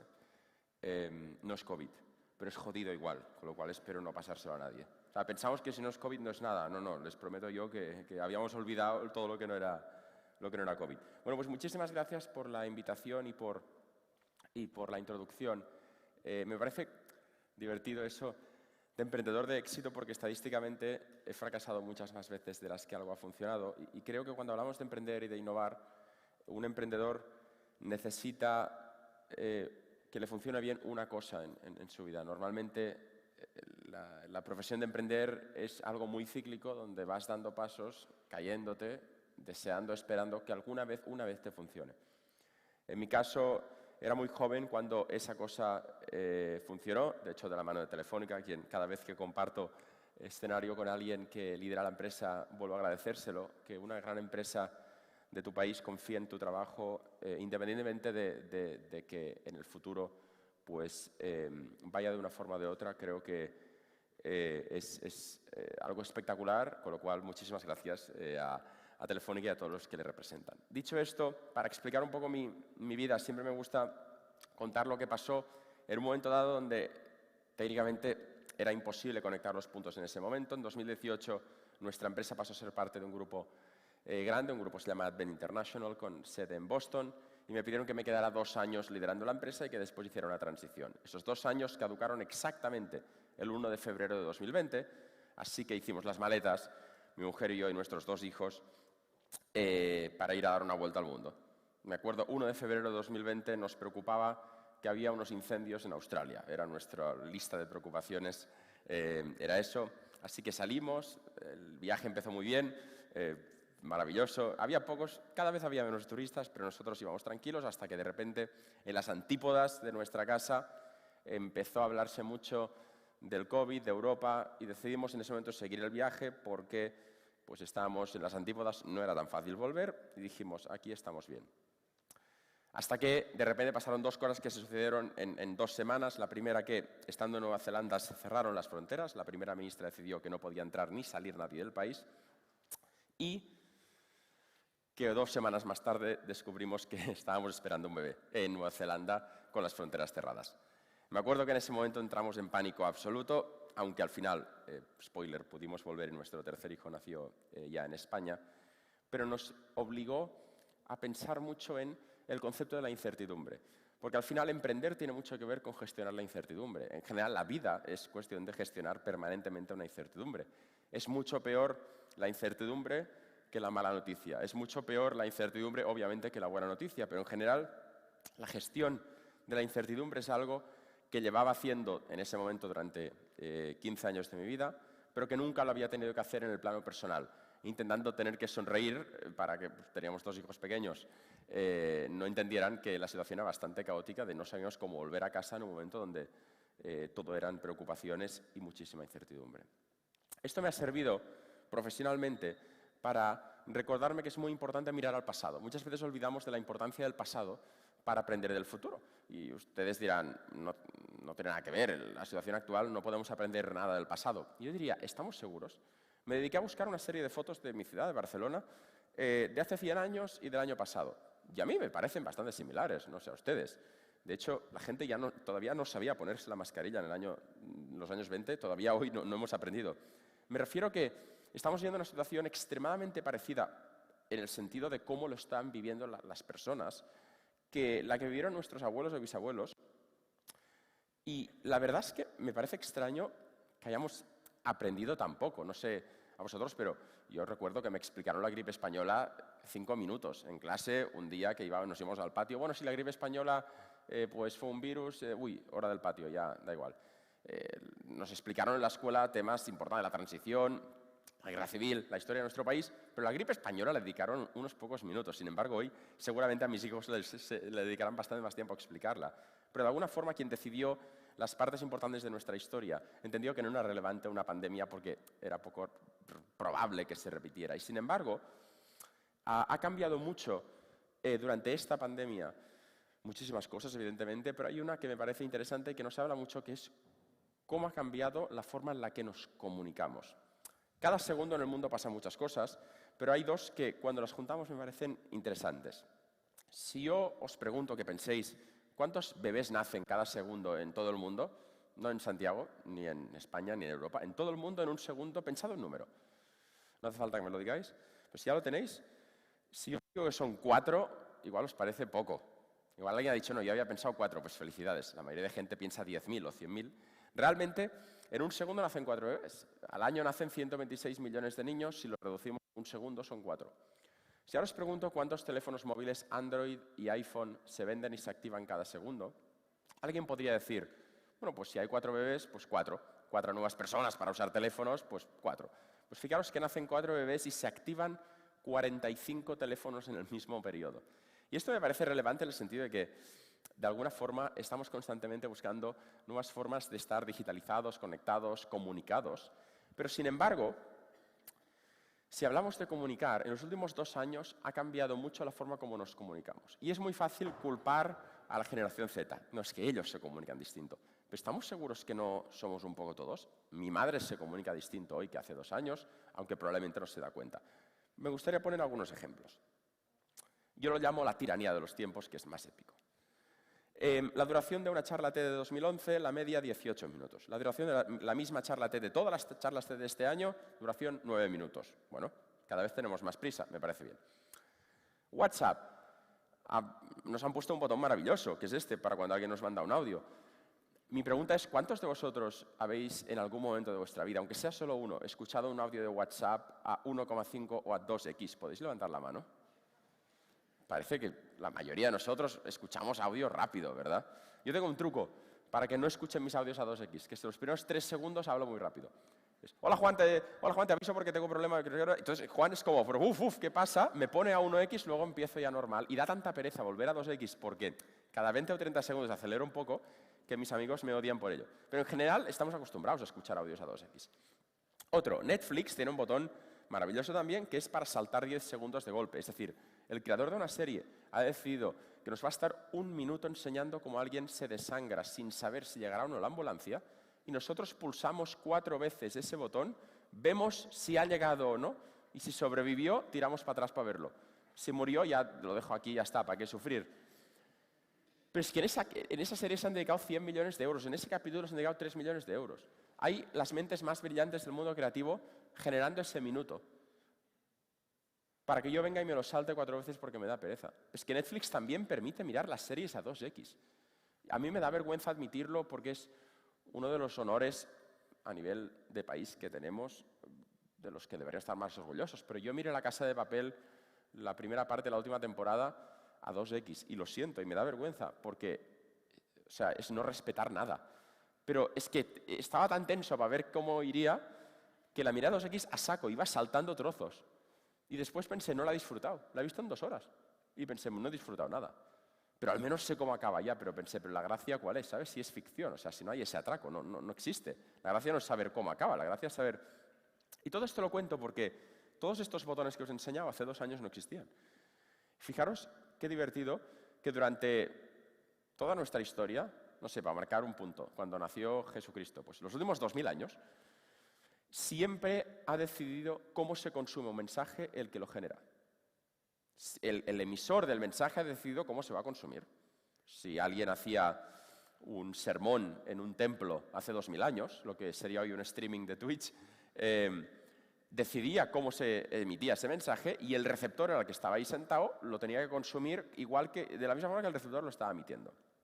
Cuando alguien enviaba un audio de WhatsApp hace 2 años, cuando lo escuchábamos, lo tenemos que escuchar en los tiempos que esta persona había decidido. Sin embargo, hoy ha cambiado. Por primera vez en la historia nos hemos acostumbrado a que el mensaje lo controla el que lo recibe. Es decir, nosotros decidimos si vemos una serie a 1 o a 2x. Nosotros decidimos si escuchamos un audio a 1 o a 2x. Nosotros decidimos si nos saltamos trozos. Es decir, el mensaje ahora es nuestro, es del receptor. Y esto ha cambiado todo el concepto. Es decir, cuando una empresa quiera comunicar con sus clientes, en el post-2021, tiene que entender que el cliente va a decidir cómo y cuándo y en qué condiciones recibe ese mensaje. Y de hecho hay 3 cosas que me parecen relevantes de cómo comunicar en este 2021 que me gustaría destacar. La primera es el hecho de que se ha democratizado el concepto de comunicar. Una persona que tiene talento, y hoy hablamos de talento, puede desde su casa generar un imperio de la comunicación, cosa que hace 20 años era absolutamente imposible. Había unos pocos que elegían quiénes eran las voces del futuro. Hoy la mayoría de voces del presente se crearon a sí mismas. Y no hablo de 2021. Los mayores fenómenos mundiales de la música salieron de vídeos de YouTube. Justin Bieber, su madre, colgó un vídeo suyo en YouTube. Ibai Llanos, que es quizás la voz más autorizada que tenemos hoy para hablar de entretenimiento en España, empezó el mismo, y podría seguir con un largo etcétera, pero al final es maravilloso que se haya democratizado, que alguien empezando en su casa, en cualquiera de las plataformas que lo habilitan, si el contenido es bueno, puede triunfar. Hay un ejemplo que me encanta compartir, que pasó de verdad hace un par de años en China, que creo que es relevante para enseñar que es importante a veces hacer nosotros mismos todo lo que podamos. Es la historia de estos señores. Este es nuestro protagonista, el señor de azul es nuestro protagonista. Él quería competir en un concurso público de una megaconstrucción de una autopista en China y se enteró con un competidor suyo, se conocían, iba a presentar una oferta más baja que la suya. Así que le llamó y le dijo, por favor, no te presentes. Y el otro le dijo, no, me voy a presentar. Y dijo, no, no quiero, y dijo, voy a presentarme igual. Así que colgó el teléfono y dijo, no quiero que se presente. Así que se planteó qué podía hacer y decidió, lo tengo. Se iluminó y dijo, lo tengo que matar. Es decir, si muere, no se va a presentar. Así que contrató a este señor de aquí y le pagó $250.000 para que matara al competidor. Y este señor de aquí dijo, yo, perfecto, no hay problema, tengo una empresa que se dedica a esto y yo voy a matarlo. Pero yo tengo una muy buena vida, una mansión, un coche caro, yo no me voy a ensuciar las manos, recibo el proyecto y lo voy a subcontratar a esta persona, a su empresa, y me voy a quedar la mitad. Y le pagó $125.000. Esta persona también era un empresario y dijo, pues sí, no te preocupes, me voy a encargar, y contrató a esta otra persona, le pagó $38.000. ¿Veis? En el mundo de los sicarios hay mucha usura. O sea, yo les condenaría por sicarios y por usura, o sea, 2 condenas. Este dijo, a ver, yo mato, pero tengo los próximos 3 meses llenos de asesinatos. O sea, no puedo meter uno en medio porque tengo lunes, martes, estoy matando a gente todo el día. Entonces contrató a un amigo suyo, se quedó poquito, a él por usura no lo condenaremos, y él dijo, yo soy un impostor, yo no mato a nadie, pero que yo me quedo una parte del dinero, pero yo que me da miedo matar, yo no tengo ni pistola. Así que contrató a este y le pagó solamente $13.000. Y este dijo, a ver, yo mato, no te preocupes tú, yo no tengo mucho más que hacer. Así que se fue a ver al potencial muerto y le dijo, me han contratado para que te mate, me han dado $13.000, yo mato, pero por $13.000 no mato. Entonces, si me das $50.000 más, no te mato, te hago unas fotos, simulo que estás muerto, mando las fotos, me pagan mis $13.000, me quedo tus $50.000, tú te vas de la ciudad unos días, yo me voy de la ciudad para siempre, todos felices y tú estás vivo. Y dijo, bueno, pues si tengo que elegir, te doy $50.000 y no me matas. Así que lo pagó. Este señor no contaba que el potencial muerto tenía cámaras en su casa. El concepto, la CNN, os recomiendo leer el reportaje, es maravilloso. Solo el titular ya mata por sí mismo. Pone, Elaborate attempt to outsource murder ends in prison time. Un intento muy elaborado de subcontratar un asesinato acaba en prisión para todos los involucrados. ¿Qué os intento decir? ¿Que si queréis cargaros a alguien lo hagáis vosotros mismos? No. O sea, sí, pero no. Es decir, sí, en el caso que llegara así, os recomiendo no hacerlo, pero no en el sentido de que creo que esto es una metáfora de la vida. Muchas veces, y sobre todo las empresas, cuando más grandes más les pasa, tendemos a pensar que el talento está fuera. Esto lo tenemos que hacer, voy a buscar a alguien que me lo pueda hacer. Yo os recomiendo antes miraros si hay alguien dentro del equipo que pueda hacerlo. No solo porque lo hará mejor, sino porque seguramente saldrá más barato. Y en el caso de que no lo haya, no hay problema, pero busquemos al freelance, busquemos a la persona que lo va a hacer al final. Porque tendemos a pensar que no pasa nada si contratamos a una gran consultora por un proyecto de 4 millones de euros. Si fracasa es culpa de la consultora, nadie me va a despedir. Si contratamos a una startup por 30.000 y va mal, me van a pedir justificación. Busquemos a la persona que realmente va a hacer el trabajo y le daremos una alegría. La segunda es un recordatorio de que hoy en día lo simple mola más que lo complejo. Este es el manual de Outlook 2003 que enseña cómo enviar un email en 520 páginas. Este es el manual de un iPad que enseña cómo enviar un email, gestionar las fotos, los contactos, navegar por internet, organizar mapas, canciones, en fin, 1000 cosas, y tiene una página. Lo simple triunfa más que lo complejo.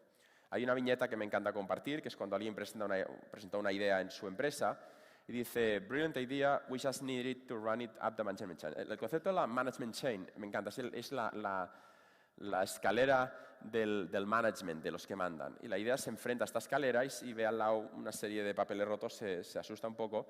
Y esta escalera de los que mandan aparece el director financiero con unas tijeras, la directora de procurement con un martillo, el director de, lo que queráis, legal con unas tenazas, la directora de recursos humanos con una sierra eléctrica, el presidente con un perro y la muerte en sí mismo esperando la idea. A veces las ideas, cuanto más simple sea el proceso, mejor. Y a veces tendemos a sobreestudiar cada idea. Una idea que muere antes de llegar al público es una idea que ha fracasado. Una idea que llega a presentarse y no funciona es una idea que ha tenido éxito, porque ha nacido, y luego un proyecto que ha fracasado. Pero las ideas no mueren porque sean malas ideas, las ideas mueren porque no llegan a presentarse. Entonces, para que las ideas tengan éxito, debemos enseñarlas. Y el último punto es encontrar el punto medio entre ambición y respeto. Yo siempre intento encontrar un punto medio, porque siempre al comunicar todos tenemos referentes de esas personas que hablan casi déspotas, con una ambición de que van pisando a otros para subir más alto. Y también esas personas que hablan con un respeto tan profundo que intentan nunca meterse en ningún conflicto, opiniones muy muy blancas, muy blandas, en el sentido de evitar cualquier cosa que pudiera llegar a parecer conflictivo. Yo creo que la comunicación de éxito es buscar ese punto medio. Tengo un ejemplo que yo viví en mis propias carnes. Hace unos años estaba escribiendo un libro sobre cómo tenemos ideas, hablé con neurólogos, hablé con personas de este mundo. Me acuerdo que quería poner una serie de citas célebres. Entre capítulos, quería poner una serie de frases inspiradoras. Así que me puse a buscar citas célebres y encontré millones de ellas, aunque empecé a preocuparme cuando vi que en el mundo de las citas célebres había citas célebres del Dr. House, que es un personaje ficticio. Dije, qué horror. También encontré citas célebres de muchos personajes que no me cuadraban exactamente allí. Luego, cuando vi que había Hitler dando una cita célebre, dije, igual, apaga y vámonos. O sea, pero qué horror, ¿quién ha hecho esto? Y me di cuenta que muchas eran fake. Así que pensé, ante el miedo de hacerlas fake, ¿qué tal si pongo frases mías que me inspiren a mí? Luego mi padre me dijo, me encanta, pero un poco prepotente, ¿no? O sea, entre capítulos poner una frase gigante tuya y firmarla tú. Así que dije, no hay problema, pondré las frases que a mí me gustan y las firmaré con un nombre inventado. Así que las firmé con Jake Edward Sinclair. Busqué 1000 nombres y aquí no existía ninguno. Jake Edward Sinclair, no existía ninguno. Y los firmé. Y me fui viniendo arriba. Y cada vez más Jake Edward Sinclair iba apareciendo en diferentes lugares de mi libro, en diferentes momentos, explicando. Incluso un capítulo empezaba con una frase suya y demás. Y me olvidé, lo aparqué. Y un año después, el libro había funcionado bastante bien en España, incluso en algunos países de América Latina, y me dio por buscar su nombre. Y me quedé horrorizado. Me encontré a uno de los ponentes internacionales más importantes, que es Ken Robinson, nivel 100.000 euros para que venga a hablar una hora. Y vi que la conferencia la precedía una frase de Jake Edward Sinclair. Y pensé, ¡qué horror! Y después, las 10 frases célebres más importantes de la historia, un recopilatorio de un blog corporativo de una empresa grande del IBEX, pues Jake Edward Sinclair, ahí me tenéis entre Thomas Edison, Mark Twain, Walt Disney o Vidal Sassoon. Pues mis frases con miles de likes de alguien que las ponía, una felicitación de Endesa, de Feliz Navidad, que recibió mi padre, que me dijo, esto no eras tú, y yo, pero ¿cómo ponen esto? Pues Endesa felicitó la Navidad con una frase mía. Así que escribí un artículo que era confesando un secreto, donde confesaba que era yo. ¿Y sabéis qué pasó? Que ese día las páginas de citas célebres pusieron que Jake Edward Sinclair era un personaje ficticio. Y a partir de ese día yo firmé esas frases. Y diréis, bueno, la gente lo sigue usando con tu nombre. Pues no. Pasamos exactamente de 290 citas el año anterior a cambiar el nombre a 2 después. Y ahí me di cuenta que igual el problema es el nombre, que nos mola más citar a un Jake Edward Sinclair que a un García. Y creo que también tenemos un problema, que el talento no tiene apellidos ingleses, el talento es talento y tiene apellidos de cualquier idioma. Con lo cual quisiera acabar dándoos las gracias, invitándoos a que cuando busquemos talento lo hagamos antes que nada escuchando a la persona, si puede ser en un chat, para no tener ningún prejuicio, no saber absolutamente nada de esta persona, ni el nombre, ni el apellido, obviamente ni el género, y dejar que el talento brille. Porque a veces tenemos suficientes prejuicios como para entender que Sinclair va a molar más que García. Muchísimas gracias por vuestro tiempo.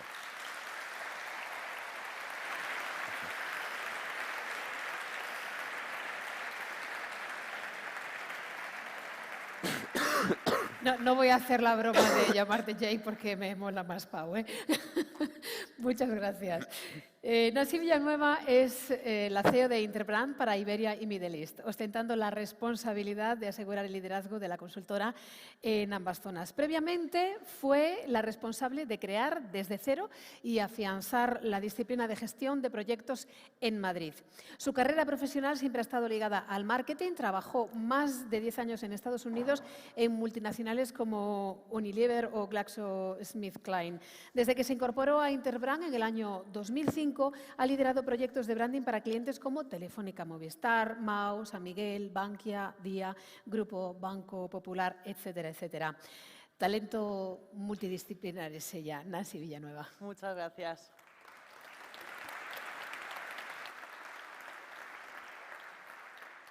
Nada, muchas gracias a todos, muchas gracias por la invitación. Es un orgullo estar aquí con vosotros, gracias por participar y estar aquí para, ojalá, aprender un poco de lo que podemos compartir con vosotros. Es un orgullo para mí compartir escenario con tan gran talento como el que tenemos aquí hoy y muy orgullosa de estar aquí, hija de gallega, novia de gallego. entonces me hace mucha ilusión estar aquí con todos vosotros hoy. Vamos a cambiar un poco el chip. Vamos a hablar sobre las marcas. Realmente es de lo único que yo sé hablar, soy especialista en ello y quiero también ver cómo podemos vincular la importancia de la marca a la hora de atraer talento, ¿no? Me encanta cuando hacemos estas ponencias que vas viendo, no hemos visto con anterioridad lo que van a presentar los otros ponentes, pero vas viendo que hay un hilo conductor de lo que van diciendo todos y eso me parece mágico, ¿no? Que todos realmente estemos enfocados en los mismos mensajes. Y en mi presentación que voy a compartir con vosotros hoy vais a ver que voy a hacer también alguna mención a cosas que ya hemos oído. Pero bueno, con eso vamos a comenzar. Yo creo que muchas veces cuando hablamos de las marcas y pensamos en marcas, pensamos en ello desde el punto de vista como consumidor, ¿no? O sea, las marcas nacieron como identificadores para poder diferenciar un producto versus otro, un servicio versus otro, ¿no? Pero realmente las marcas tienen un poder tremendo a la hora de atraer y retener talento, que yo creo que es incluso más importante la parte de retención de talento, porque como empresas invertimos mucho en formar a las personas, ¿no? Entonces, identificar talento es importante y saber cómo como marcas nosotros atraemos, ¿no? a posible talento. Las marcas y los empleados, que somos todos, ganan nuestra confianza. Como empresa, como marca, es importante que quien trabaje para ti tenga la confianza de ello. Y como empresario o como empresa también que tú tengas confianza en las personas que trabajan para ti. Nos escuchan. Pau habría hablado un poco sobre el tema de escuchar, ¿no? Nos escuchan y responden. Y un gran ejemplo puede ser Uber, ¿no? Aquí la verdad que dos ejemplos en esto lo que estáis viendo ahora en pantalla. Uber fue una respuesta, Uber, Cabify, muchos otros, una respuesta a una falta de un servicio que existía y encima, con esta campaña que vemos, también Uber está escuchando a la sociedad y dando respuesta a temas que pueden ser de lo que le llamamos DEI, ¿no? O sea, diversidad, igualdad, diversity, equality e inclusión. Entonces, es importante que escuchemos a nuestros empleados y que demos respuesta, ¿no? a lo que estamos escuchando. Las marcas y los empleados. Las marcas ofrecen un orgullo de pertenencia y nosotros como empleados queremos también sentir ese orgullo, ¿no? Yo tengo muchísimo orgullo de trabajar en Interbrand y la mitad, o sea, seguro que muy poca gente aquí conoce lo que es Interbrand, pero yo como empleada de Interbrand, como líder en Interbrand, tengo un orgullo tremendo por lo que hacemos para nuestros clientes, lo que hacemos para nuestros empleados y cómo tratamos a las personas, ¿no? Entonces, también mucho orgullo, eso es importantísimo. Habéis visto que he puesto varios guiños de marcas gallegas aquí. Sí, muy bien. Pero marcas muy importantes. Yo, como americana, española, argentina, gallega, que tengo ahí un mix, yo siento muchísimo orgullo que mi empresa a nivel global publique algo que se llama Best Global Brands, que es el ranking más valorado en lo que es ponerle un valor financiero a un intangible que es una marca, ¿no? Lo publicamos una vez al año. Yo siento muchísimo orgullo que hay dos marcas españolas, solo 2 de 100, pero bueno, somos 2. Una es Zara y la otra es Banco Santander. Y nosotros hacemos todo lo posible para intentar generar interés en lo que es la gestión de las marcas para que más marcas españolas también se apunten a esto, ¿no? Pero estas grandes marcas también tienen la capacidad de cambiar nuestros comportamientos, ¿no? O sea, un ejemplo puede ser todo el tema retail, ¿no? La diferencia entre ir a tienda a comprar o el magnífico trabajo que está haciendo Zara con las compras online. Una cosa también puede ser un Airbnb, que cambia el comportamiento de las personas. Ya no tenemos que ir a un hotel, ya podemos alojarnos en un hogar y sentirnos más como en casa, ¿no? Entonces, hay muchas cosas. Las marcas crean tribus, ¿no? O sea, las personas que compramos productos de Apple no las compramos porque es la mejor calidad. Las compramos porque queremos formar parte de una tribu, ¿no? Que somos seguidores, compradores de Apple. Una marca te hace sentir de una manera. Una marca puede ser imagen. Yo entrevisté al CEO de una de las mayores empresas en Dubái. Y cuando le estaba entrevistando, yo toda la entrevista yo oía, que los que sois de mi generación conoceréis esto, los más jóvenes a lo mejor no, pero es un sonido, que es una marca, que era tururú, tururú, tururú, tururú, tururú, tururú. Este señor tenía el último iPhone encima de la mesa cuando yo le estaba entrevistando, pero yo el ruido que oía era Nokia. Entonces, cuando terminó la entrevista, con este señor muy amable, le dije, perdone, antes, tengo una última pregunta. ¿Usted lleva un Nokia? Porque yo estaba escuchando ese ruido tan sonoro que ya es una marca, ¿no? Y me dice, sí, sí. Y le dije, pero tiene un iPhone, la última generación de iPhone sobre la mesa. Me dice, yo tengo el iPhone porque eso es lo que la gente espera de mí. Esa es imagen. Me dice, pero yo cuando tengo que hacer una llamada y cuando tengo que llamar a mi mujer, yo uso mi Nokia. ¿Qué ha pasado con Nokia? Nokia no ha sabido mantenerse relevante. Nokia era una de las marcas más valoradas del mundo.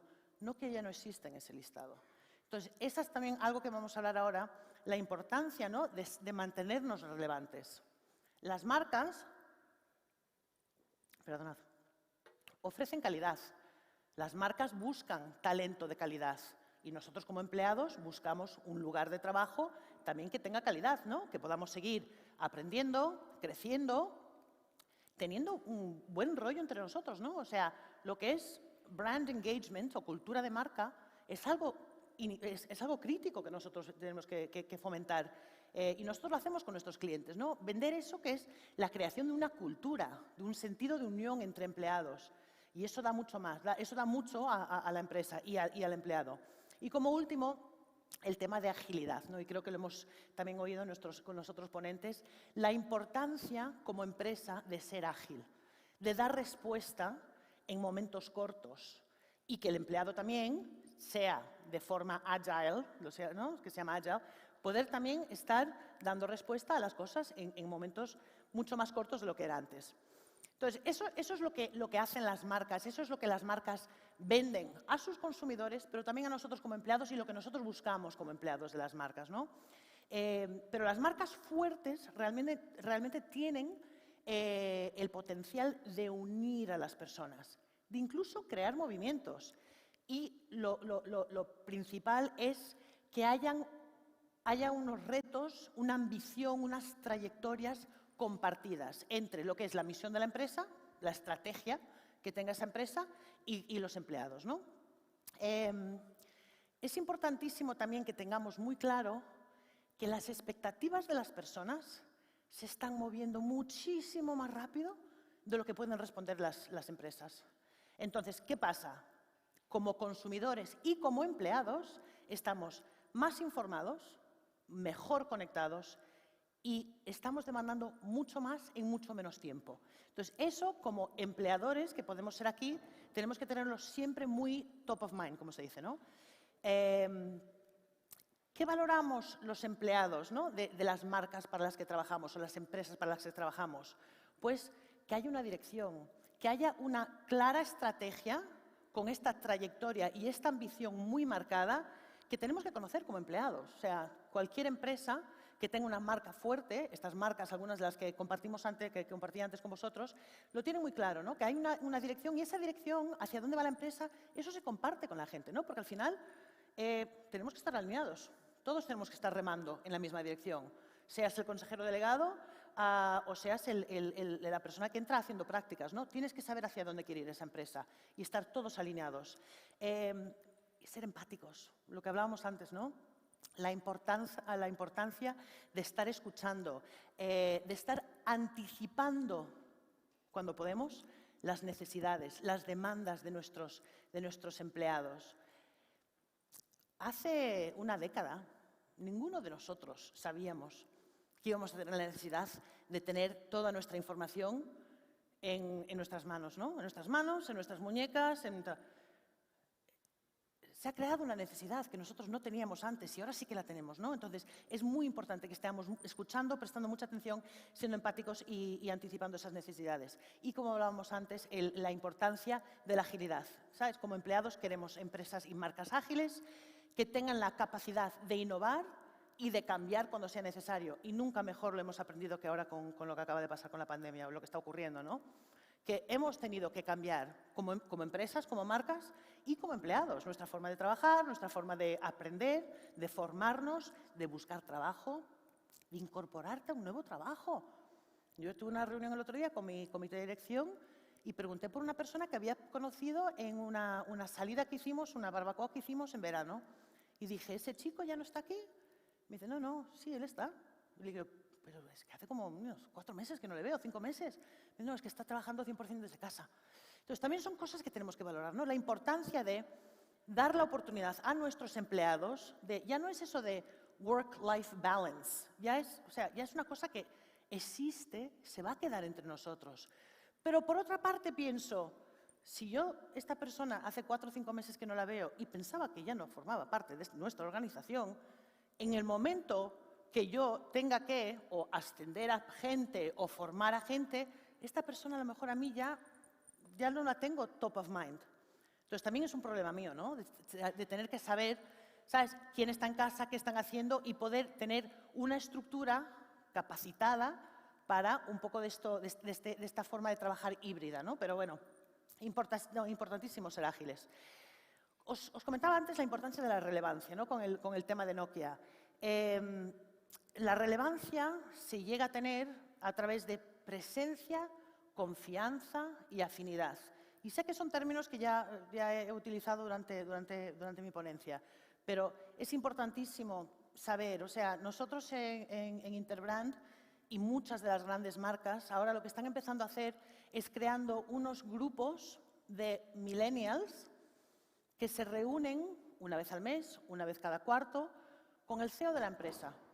Porque son marcas que para mantenerse relevantes, para poder seguir adaptándose a las nuevas necesidades, tienen que saber lo que quieren las nuevas generaciones.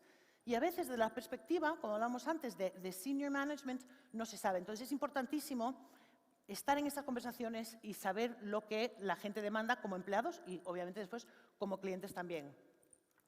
Ganarse la confianza. O sea, es importante que las marcas se ganen la confianza de las personas. Cuando lo hacen, estos empleados quieren dar más por su empresa. Y lo hacen con ganas. Yo lo hago con ganas. Yo estoy aquí hoy, he venido con muchísimo. He llegado ayer, son 2 días que obviamente estoy trabajando menos, que lo tendré que recuperar, pero lo hago con ganas, porque vengo aquí a representar algo en lo que yo creo y una marca en la que yo creo que es donde yo trabajo. Y esa confianza de lo que se dice, se hace. Lo peor que puede hacer una marca o un empleador es decir algo y después no reaccionar en esa dirección. Entonces, hasta que tengamos las cosas claras, es mejor no comunicar. Siempre es importante comunicar, pero si vas a comunicar algo que no vas a poder después deliver o entregar, es mejor no hacerlo. Tenemos que ser conscientes de eso. Más del 80% de la gente preguntada en una encuesta cree en la importancia de que las marcas tienen que mejorar la sociedad y contribuir a su progreso, ¿no? Esto va mucho más allá de sostenibilidad. Esto va de realmente ser una marca con propósito, ¿no? Nosotros siempre hablamos de purpose. O sea, el propósito es por qué existes. Porque existes como marca, como empresa, como persona. O sea, todos tenemos que tener un propósito. Entonces, es importantísimo que sepamos esto y, más que nada, quería hacer una relación al tercer punto, ¿no? El de 72% dice que proporciona a los empleados un sentimiento de realización. Si nos ganamos a nuestros empleados de esa forma, siendo realmente marcas creíbles, marcas diferenciadoras, pero marcas que tienen un propósito, ahí sí que nos ganamos mucho a nuestros empleados. Y los empleados es lo que quieren trabajar para marcas con propósito. No se trata solo de generar ingresos, se trata de estar haciendo algún cambio, ¿no? Y eso es lo que se busca. Porque el propósito, el problema que tienen muchas empresas y muchas marcas, es que para ellos el propósito es una mera declaración, no es una acción, no es accionible. Y el 91% de estos trabajadores piensa que trabaja en una empresa con propósito, pero realmente solo el 37% tiene un propósito que esté vinculada a esa estrategia, ¿no? O sea, todas las áreas en una empresa tienen que estar alineadas, desde marketing a recursos humanos, a compras, todos tenemos que estar comunicados y todos tenemos que estar comunicando los mismos valores, la misma marca, y solo el 37% lo está haciendo. El propósito tiene que ser real y se tiene que activar. Y como vemos aquí, el 65% de los empleados en esta encuesta sí que son atraídos por empresas que sean humanas. O sea, al final, todos somos humanos, tenemos diferentes cargos dentro de una empresa, pero todos somos personas, ¿no? Realmente estableciendo relaciones emocionales, o sea, con nuestros empleados. Igual que las marcas siempre tienen esta ambición emocional hacia la que quieren llegar. Ser claros siempre, transparencia 100% y ser marcas auténticas. Marcas auténticas siempre atraen mucho más al mejor talento y ayudan a retener a ese mejor talento, que es también lo que nos interesa tanto como marcas. Es importante que lo que digamos creamos en ello y realmente accionemos en esa dirección, ¿no?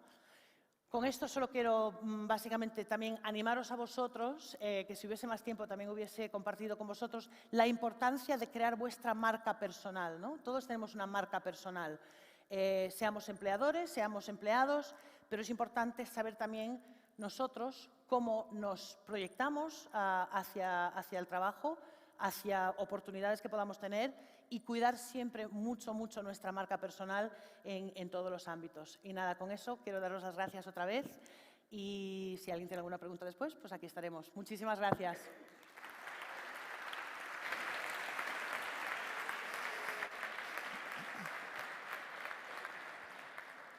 Gracias, Nancy. Además, dentro de un ratito haremos el break y tendrán oportunidad de acercarse y de comentar algunas cosillas con vosotros.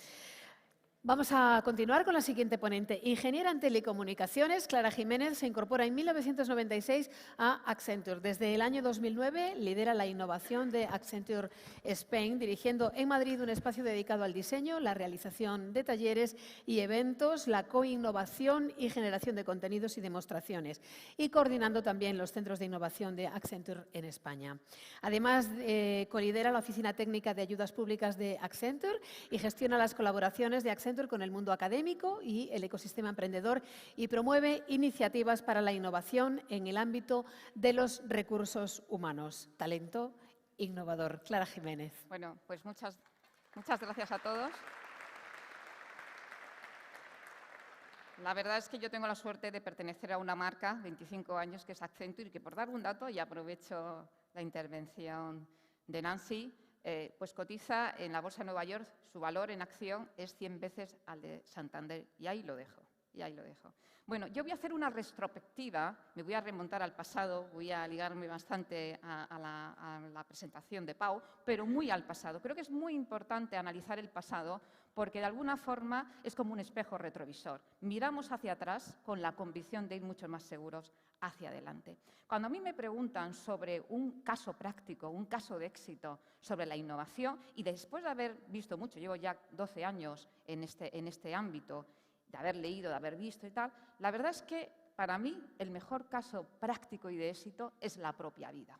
La vida en sí mismo es la mayor innovación. Y además el ser humano, tú y yo, somos el efecto wow, el efecto disruptor, la innovación disruptiva. Pero ¿cómo empieza todo esto, no? Y creo que además podemos aprender bastantes cosas. Todo empieza de una forma humilde. No podemos hablar de la vida sin hablar del carbono, ese elemento de la tabla periódica. El carbono constituye el 20% de toda la materia viva. Y si nos quitan el agua, casi un 90%. Pero curiosamente el carbono es tremendamente escaso en la geología. Sabemos de la geología a la biología. Es tremendamente escaso. En la corteza terrestre solo el 0,03% es carbono, insignificante. ¿Cómo es posible que un elemento tan escaso tenga una presencia tan relevante en la propia vida? Pues bueno, esto es principalmente por las características del carbono. El carbono tiene una gran capacidad combinatoria. Tiene 4 electrones de valencia, vamos aquí a repasar la ESO y la EGB para algunos, ¿no?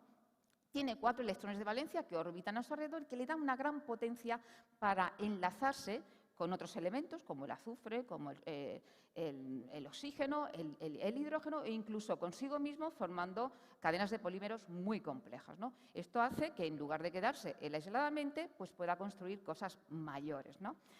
Y además esos enlaces, además de tener esta capacidad combinatoria, crea enlaces que no se disuelven fácilmente, es decir, de largo plazo. Porque fijaros, el silicio, también un elemento de la tabla periódica muy abundante, por cierto, en la corteza terrestre, resulta que tiene también los mismos electrones y, sin embargo, el silicio se disuelve en mucho agua. Afortunadamente, estamos hechos a bases de carbono y no somos chips y estamos hechos a base de silicio, ¿no?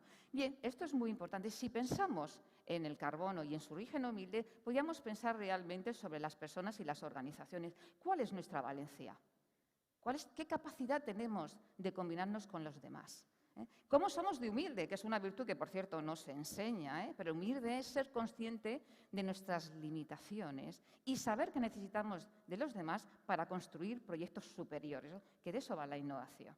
Entonces, una de las cosas que tenemos que aprender es cuáles son nuestras valencias y qué capacidad tenemos de crear relaciones, enlaces covalentes a largo plazo. Y eso se basa, que también lo han comentado, en un factor fundamental, que es la confianza. La confianza es la divisa universal y tenemos que ser personas que generemos confianza. Y luego también es muy importante pensar, podemos tener gente y ser personas con un gran talento, talento o un conjunto de inteligencias que se forman por talento y habilidad.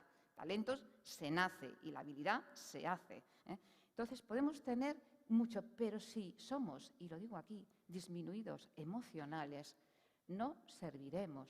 El día de hoy es muy importante las capacidades y las habilidades interpersonales. Y esto, sobre todo, va dirigido mucho a las personas, y me incluyo, que estudian o han estudiado carreras STEM, que lamentablemente no trabajamos porque son personas de un universo interior en general muy amplio, pero con pocas capacidades de interlocución hacia afuera. Por lo tanto, muy importante esta lección que nos da el carbono. Vamos a seguir esa senda y el carbono no hubiera conseguido nada de esto si el entorno en el que se hubiera desarrollado no hubiera sido el entorno apropiado. Hay poco consenso científico cuando empieza la vida. La verdad es que todavía para nosotros, para la mente humana, es todavía un misterio. Pero hay bastante consenso científico en qué entorno la vida empieza. Y todo apunta a que hubo un caldo prebiótico, algo líquido. ¿Y por qué líquido, no? Pues precisamente porque el estado líquido nos ofrece ese entorno de azarosidad que nos permite conectarnos con los demás. En un entorno sólido, y pensemos en las estructuras organizativas, en donde uno está catapultado a estar relacionado con los mismos de por vida, lamentablemente pues nuestro espectro de posibilidades se reduce bastante. Y por otro lado, podemos tener un entorno gaseoso en donde todo se disipa y ahí nada queda, ¿no? Por lo tanto, los entornos, lo que construyamos, esas redes, es muy importante que se represente con ese estado líquido. Por lo tanto, hay que darle la temperatura adecuada, ¿no? Y es caso del agua, pensar que ese es de los líquidos, ¿no? Al final del medio, que mayor rango de temperaturas tiene, 100 grados, ¿no? Eso es una barbaridad en la naturaleza.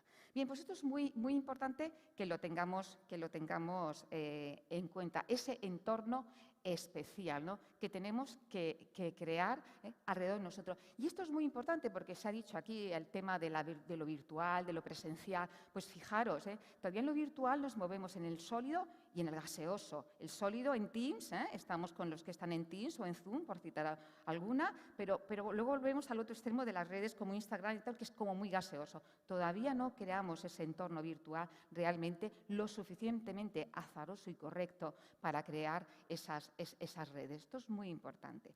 Seguimos avanzando en la senda de la vida y llegamos a un punto de inflexión fabuloso, ¿no? Que claro, los primeros seres vivos eran unicelulares y esto es 3.800 millones atrás, ¿no?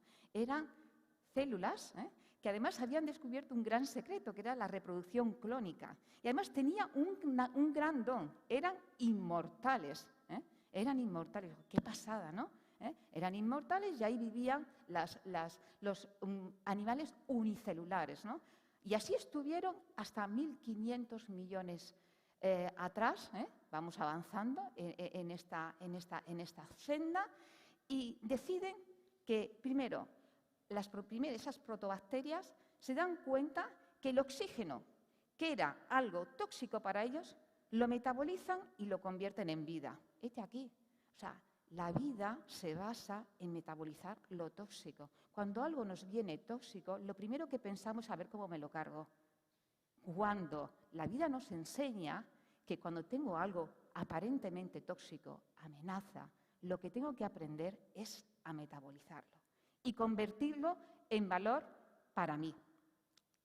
Y además, no solo que deciden las protobacterias y se dan cuenta que no pueden vivir como unicelulares, que eso es muy pobre, ¿no? Y decide, oye, yo tengo que asociarme con otros igual que yo.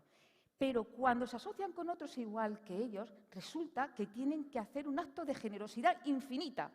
Tienen que coger y renunciar a su inmortalidad. Tienen que dejar de ser inmortales. Y entonces se produce lo que se llama la muerte programada de la célula, que se llama la apostosis celular. Y es que todas las células de nuestro cuerpo tienen un periodo de vigencia y mueren, porque tienen el objetivo de servir a un proyecto superior, que somos tú y yo. ¿Qué pasa en las organizaciones? ¿Qué pasa en nuestro cuerpo cuando una célula recuerda su pasado primitivo y se vuelve egoísta, solitaria y viajera? ¿Qué pasa? Pasa el cáncer. No solo existe el cáncer en la biología, también existe el cáncer en las organizaciones. Cuando no decidimos abdicar de nuestros poderes, de nuestras ideas, hacer apostosis de muchas cosas, morir en ciertos aspectos individuales para servir a un proyecto superior. La capacidad de saber morir en determinadas facetas es importante muchas veces para progresar.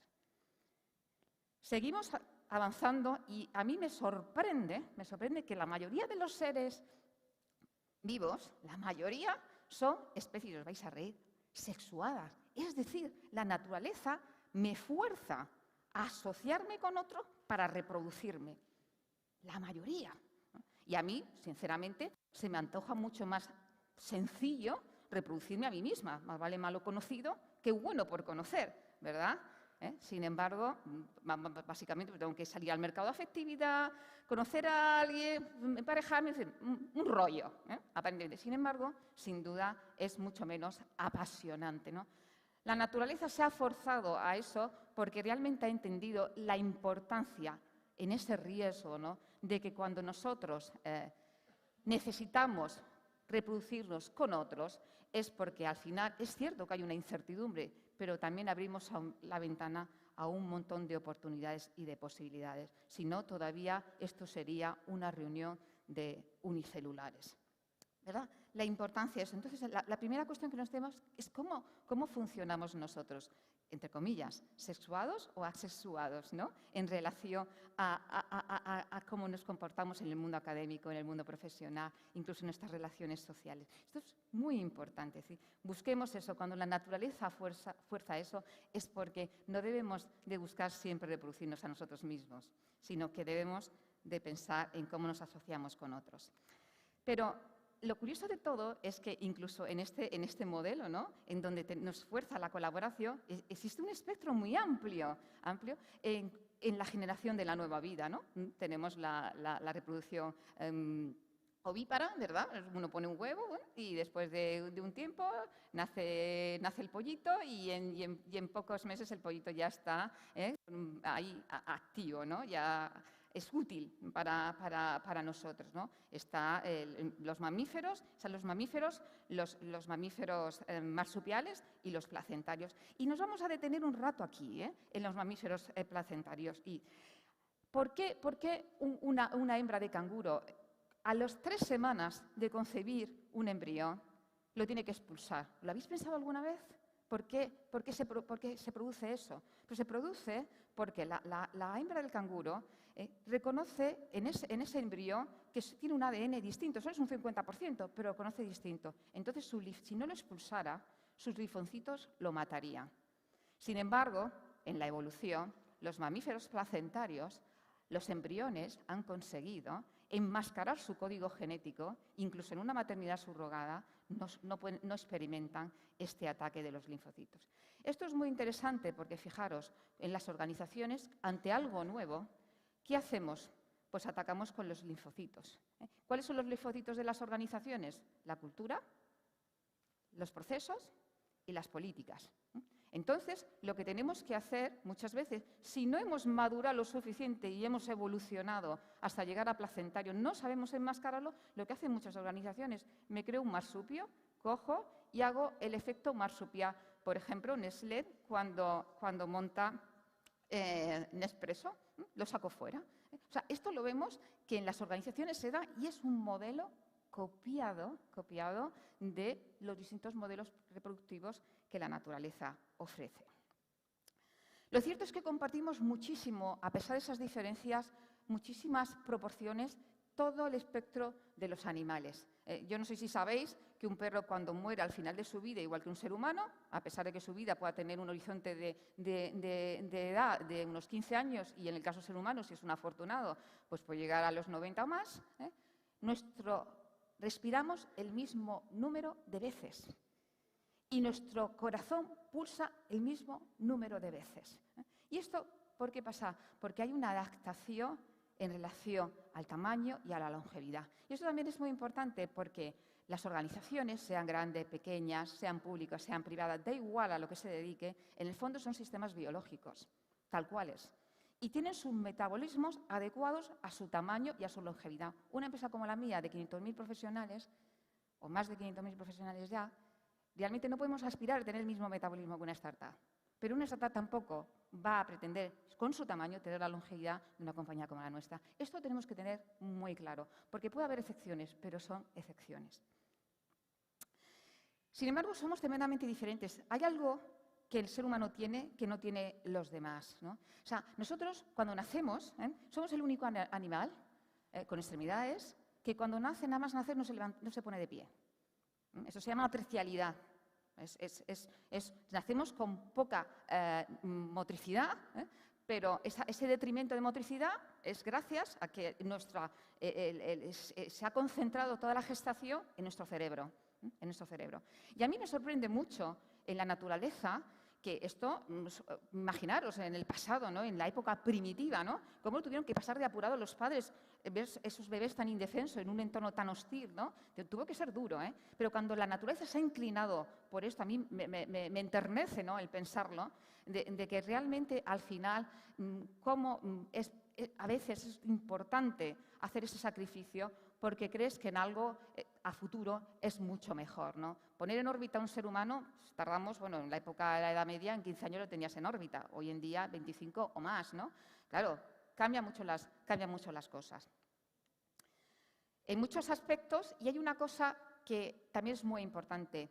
Nosotros bipedestamos, caminamos. El hecho de que el hombre camine con dos piernas, ha sido una meta biológica y etológica para nosotros, porque eso nos ha liberado nuestras extremidades superiores, nuestras manos, y eso ha permitido poner en práctica la inteligencia operativa. Podemos ser muy inteligentes, tener mucha capacidad, pero si no tenemos inteligencia operativa, no tenemos esa capacidad exosomática de construir sistemáticamente herramientas y útiles para sacar el máximo provecho a todos los recursos.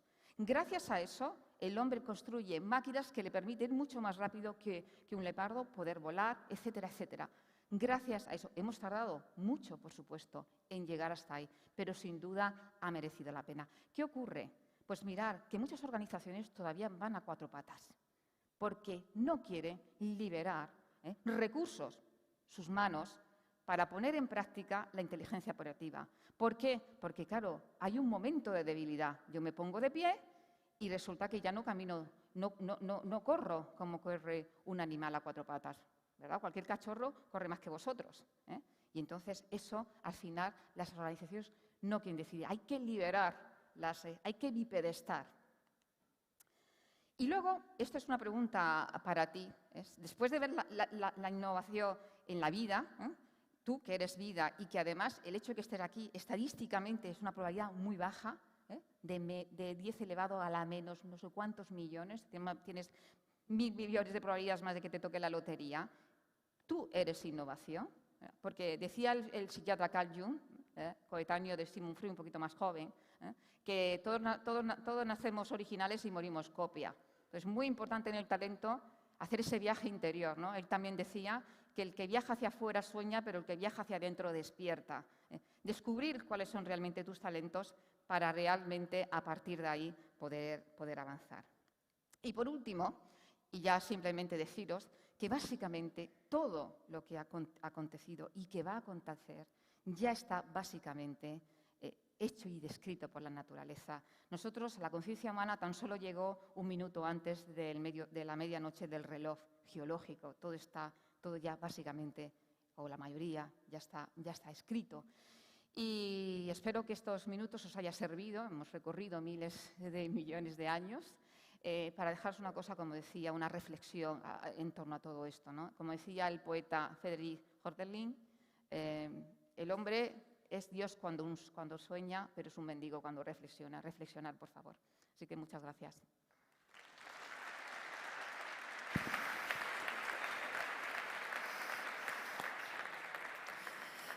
Muchas gracias, Clara. Bueno, vamos a hacer un pequeño descanso. Son las 11:26. A las 12 vamos a retomar, ¿vale? Por favor, al salir, mucho cuidado. Es mucha la inclinación que hay. Fijaos que los escalones tienen la contrahuella, pues 2 de un tamaño y el otro más ancho, que es el que corresponde a las filas de butacas. Entonces, tened cuidado porque ya ha habido algún que otro tropezón. Y importantísimo, os voy a recordar quiénes son los ponentes. Contamos con la presencia de David Meca, 28 veces campeón del mundo de natación, Emilio Forján, CEO de Belka, Irantxu Díaz, Market Manager de IKEA en Galicia y Carlos Ezquerro, CEO de Netex Learning. A las 12 empezamos, así que un poquito antes venimos para poder ir en hora. Muchísimas gracias.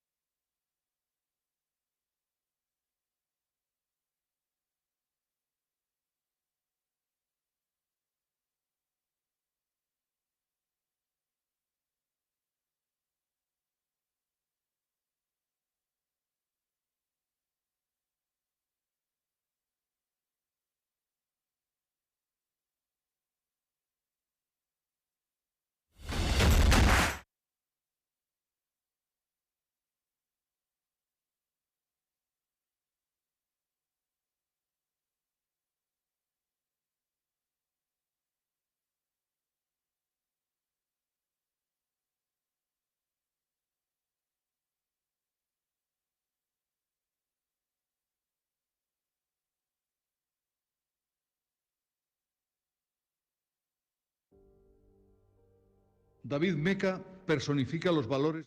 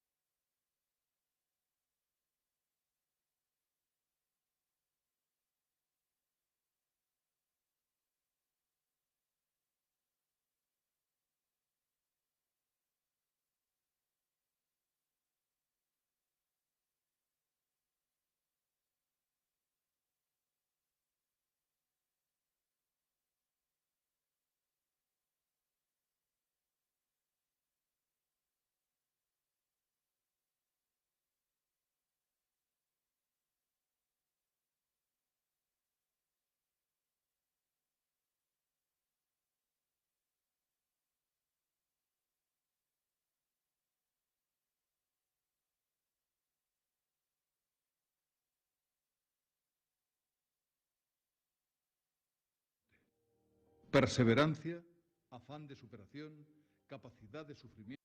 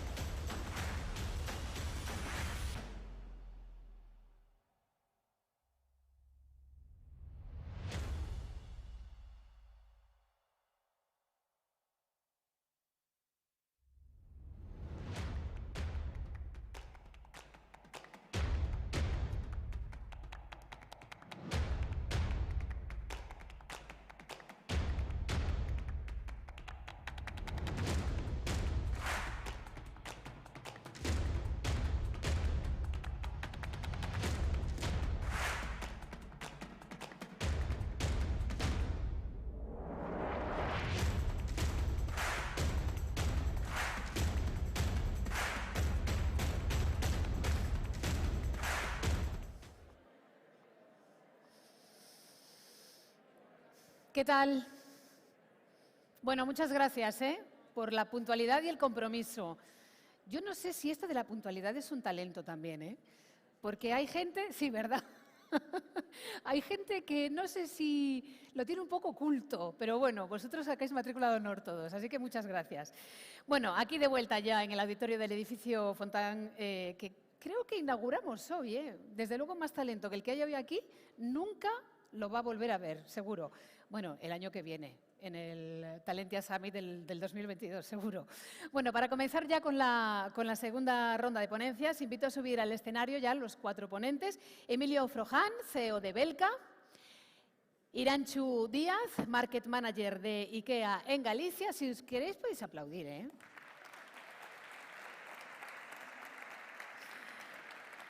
Carlos Ezquerro, CEO de Netex Learning. Y el 28 veces campeón del mundo de natación, David Meca.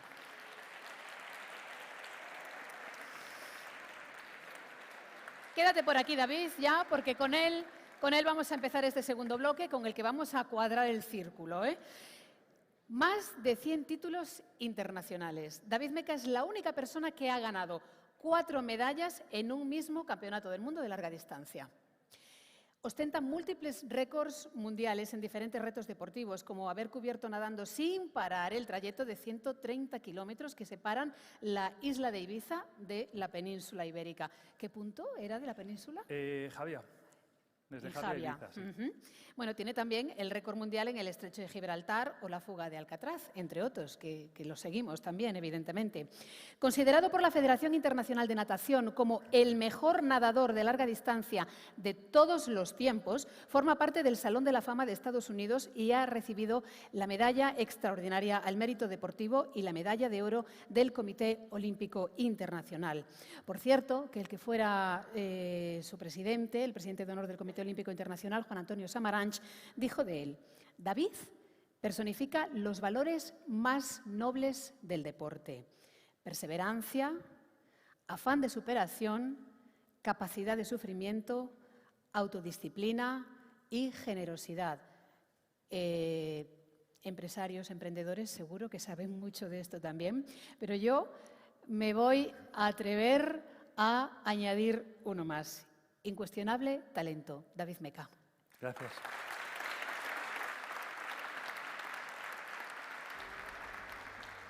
David Meca personifica los valores más nobles del deporte: perseverancia, afán de superación, capacidad de sufrimiento, autodisciplina, generosidad, que se encierran en el lema olímpico Citius Altius Fortius.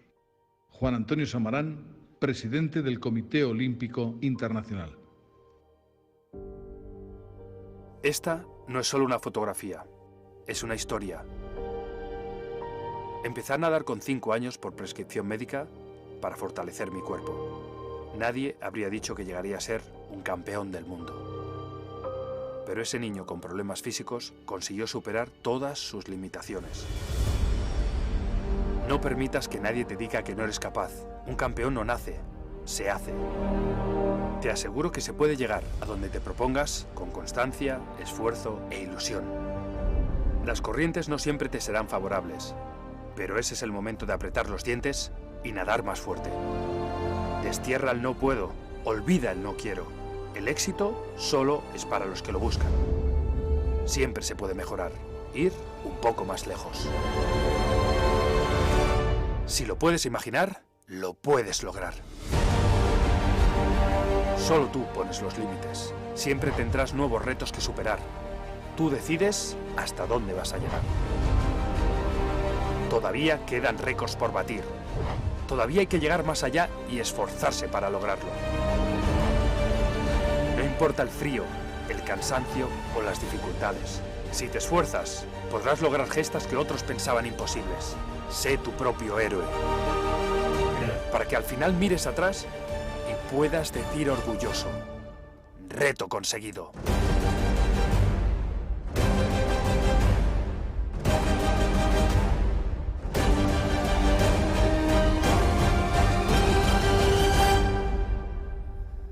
Bueno, pues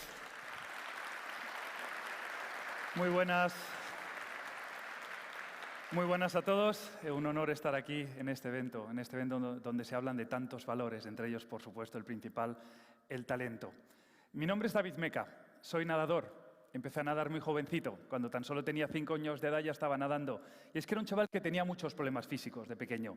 Tenía que llevar botas ortopédicas, hierros en las piernas, problemas de espalda desviada, tenía problemas de oídos, no tenía dientes y los pocos que tenía debido a las medicaciones que me daban eran negros, triangulares.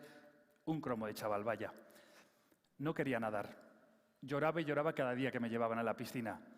Pero hoy le tengo que dar las gracias a los doctores y a mis padres por haberme obligado, porque por ellos esos problemas físicos prácticamente han desaparecido y además hemos llegado a ganar el campeonato del mundo de natación, que es quizá el sueño de cualquier niño, de cualquier chaval. Hoy podía hablaros de muchos valores. Valores, por ejemplo, como el esfuerzo. Entrenaba 8 horas al día, que se puede asemejar a cualquier trabajo laboral.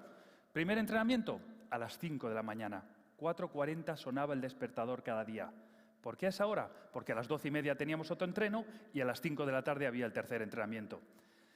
En esas 8 horas hacíamos entre 20 y 25 kilómetros nadando cada día. Podía hablaros de esfuerzo, por ejemplo, como la constancia. En los 30 y tantos años que llevamos entrenando y compitiendo, una vez un periódico nacional hizo el cálculo y la suma daba que llevamos 3,5 vueltas al planeta Tierra nadando. Así que imaginad la cantidad de kilómetros que llevamos en estos hombros. O podía hablaros de valores como, por ejemplo, también el sacrificio.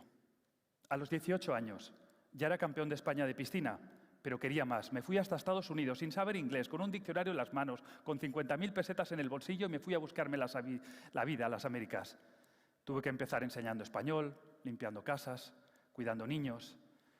Y gracias a ello me becaron en una universidad maravillosa de Estados Unidos. Conseguí graduarme de arquitectura y de económicas y, sobre todo, conseguí mi sueño, convertirme en campeón del mundo de natación. Pero hoy quiero hablaros de algo más importante para mí, y es los retos. Y es que el talento es importante, importantísimo. Pero tenemos que también tener retos, tener ilusiones en la vida, porque eso va a hacer que el talento al final se desarrolle. Hay que levantarse por la mañana con un reto, con un objetivo, con una ilusión, porque si no realmente yo creo que nos estamos equivocando. Aparte de las competiciones hicimos muchos retos. Por ejemplo, sí, batimos el récord del mundo de distancia entre Tenerife y Gran Canaria, batimos el récord del mundo del Canal de la Mancha entre Inglaterra y Francia, batimos el récord del mundo del Estrecho de Gibraltar de un cruce, del doble cruce, del triple cruce. Hicimos un montón de retos hicimos.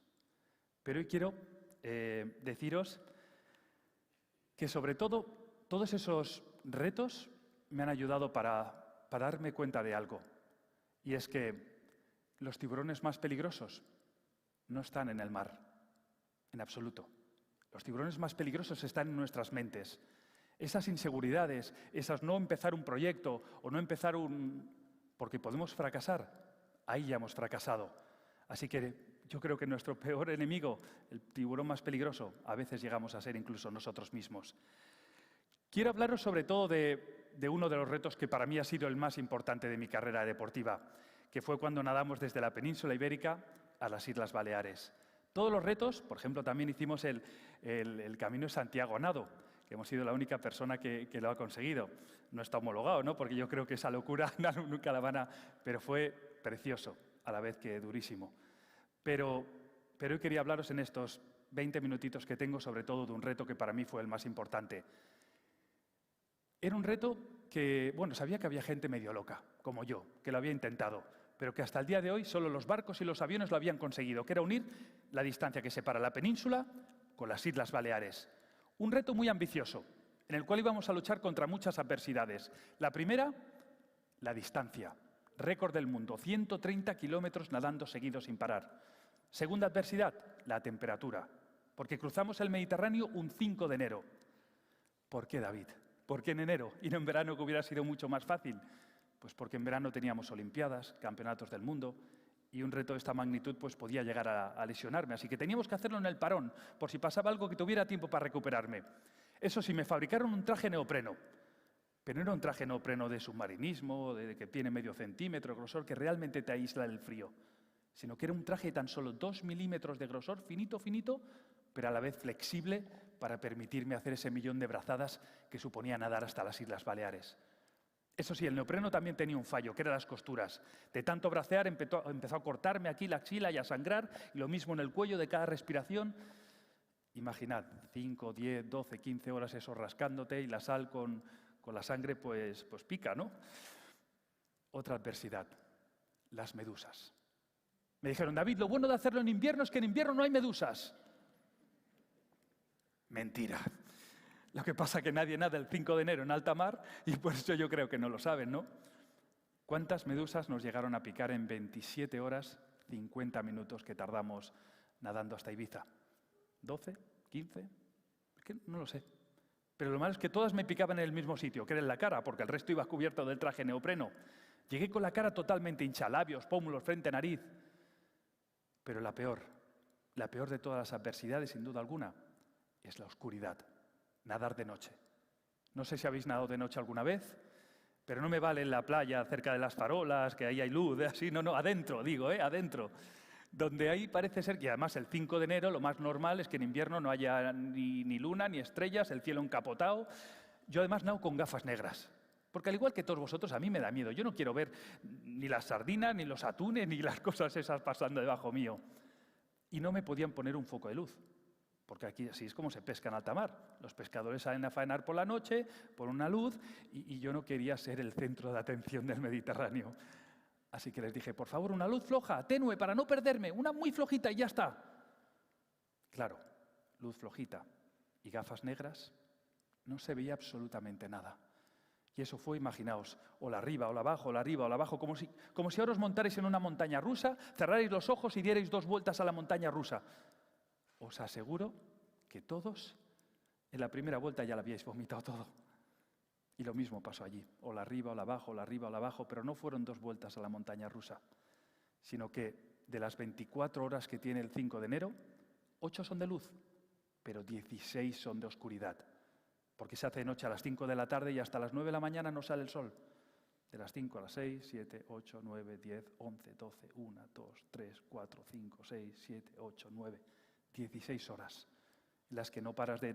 todo te toca y tú no sabes lo que te está tocando y no para de vomitar y ya hubo un momento que los doctores se pusieron nerviosos, me hicieron firmar un papel desde dentro del agua porque no se querían hacer responsables. Firmamos, seguimos nadando y recuerdo otro momento clave. 9 de la mañana. Empezaban a salir los primeros rayos de sol. Imaginad, llevábamos todo un día y toda una noche nadando. 9 de la mañana. Estaba ya uno en un estado tan malo, que ya vieron el islote de Bledas, que eso ya era parte de las Baleares, y todo el mundo, David, por favor, tócalo, toca el islote, lo has conseguido, has unido Península con Baleares, tócalo. Y lo toqué, y me abracé, pero realmente eso era una roca en medio del mar. Así que le pregunté a mi equipo, ¿cuánto falta para llegar a la playa de arena más cercana? ¿A la arena? En 30 minutos llegas a la arena, David. Qué tontería, 30 minutos, ¿verdad? El 5 de enero, medusas, roces, vómitos, te quieres quedar agarrado a esa roca, sea como sea. ¿Y cuánto falta para llegar a San Antonio de Ibiza, que es donde todos nos esperan? David, a San Antonio, en 1 hora, 1 hora y cuarto lo consigues. Yo no sé si lo hicieron para motivarme, o fueron las corrientes en contra, o me engañaron, pero no quedaba 1 hora de travesía. Todavía quedaban más de 5 horas. Y lo malo es que en ese reto me puse guantes para nadar, porque yo no quería que las manos se me quedaran así el 5 de enero. Imaginad lo que es nadar 130 kilómetros con guantes. Guantes que se mojan y es más peso que tienes que arrastrar en cada brazada. Total, que el hombro izquierdo ya no lo podía mover del dolor que tenía y el médico me dijo, David, venga, vamos a probar una cosa. Deja el brazo izquierdo quieto y nada un rato con el derecho y a ver si así se te pasa el dolor. Y ese fue el fallo más grande que cometimos, porque lógicamente cogió frío y ya no se volvió a mover. Hicimos las últimas 5 horas y pico con tan solo un brazo y llorando como un niño pequeño porque pensaba que me lo estaría lesionando de tal manera que jamás lo volvería a levantar y para mí esto es mi herramienta de trabajo. Llegué a San Antonio de Ibiza, toqué la pared y justamente allí en la meta me sacaron y perdí el conocimiento. Quiero compartir con vosotros un trocito de ese vídeo, los últimos metros de ese vídeo de Península Baleares que sin duda alguna ha sido el vídeo de mi carrera deportiva.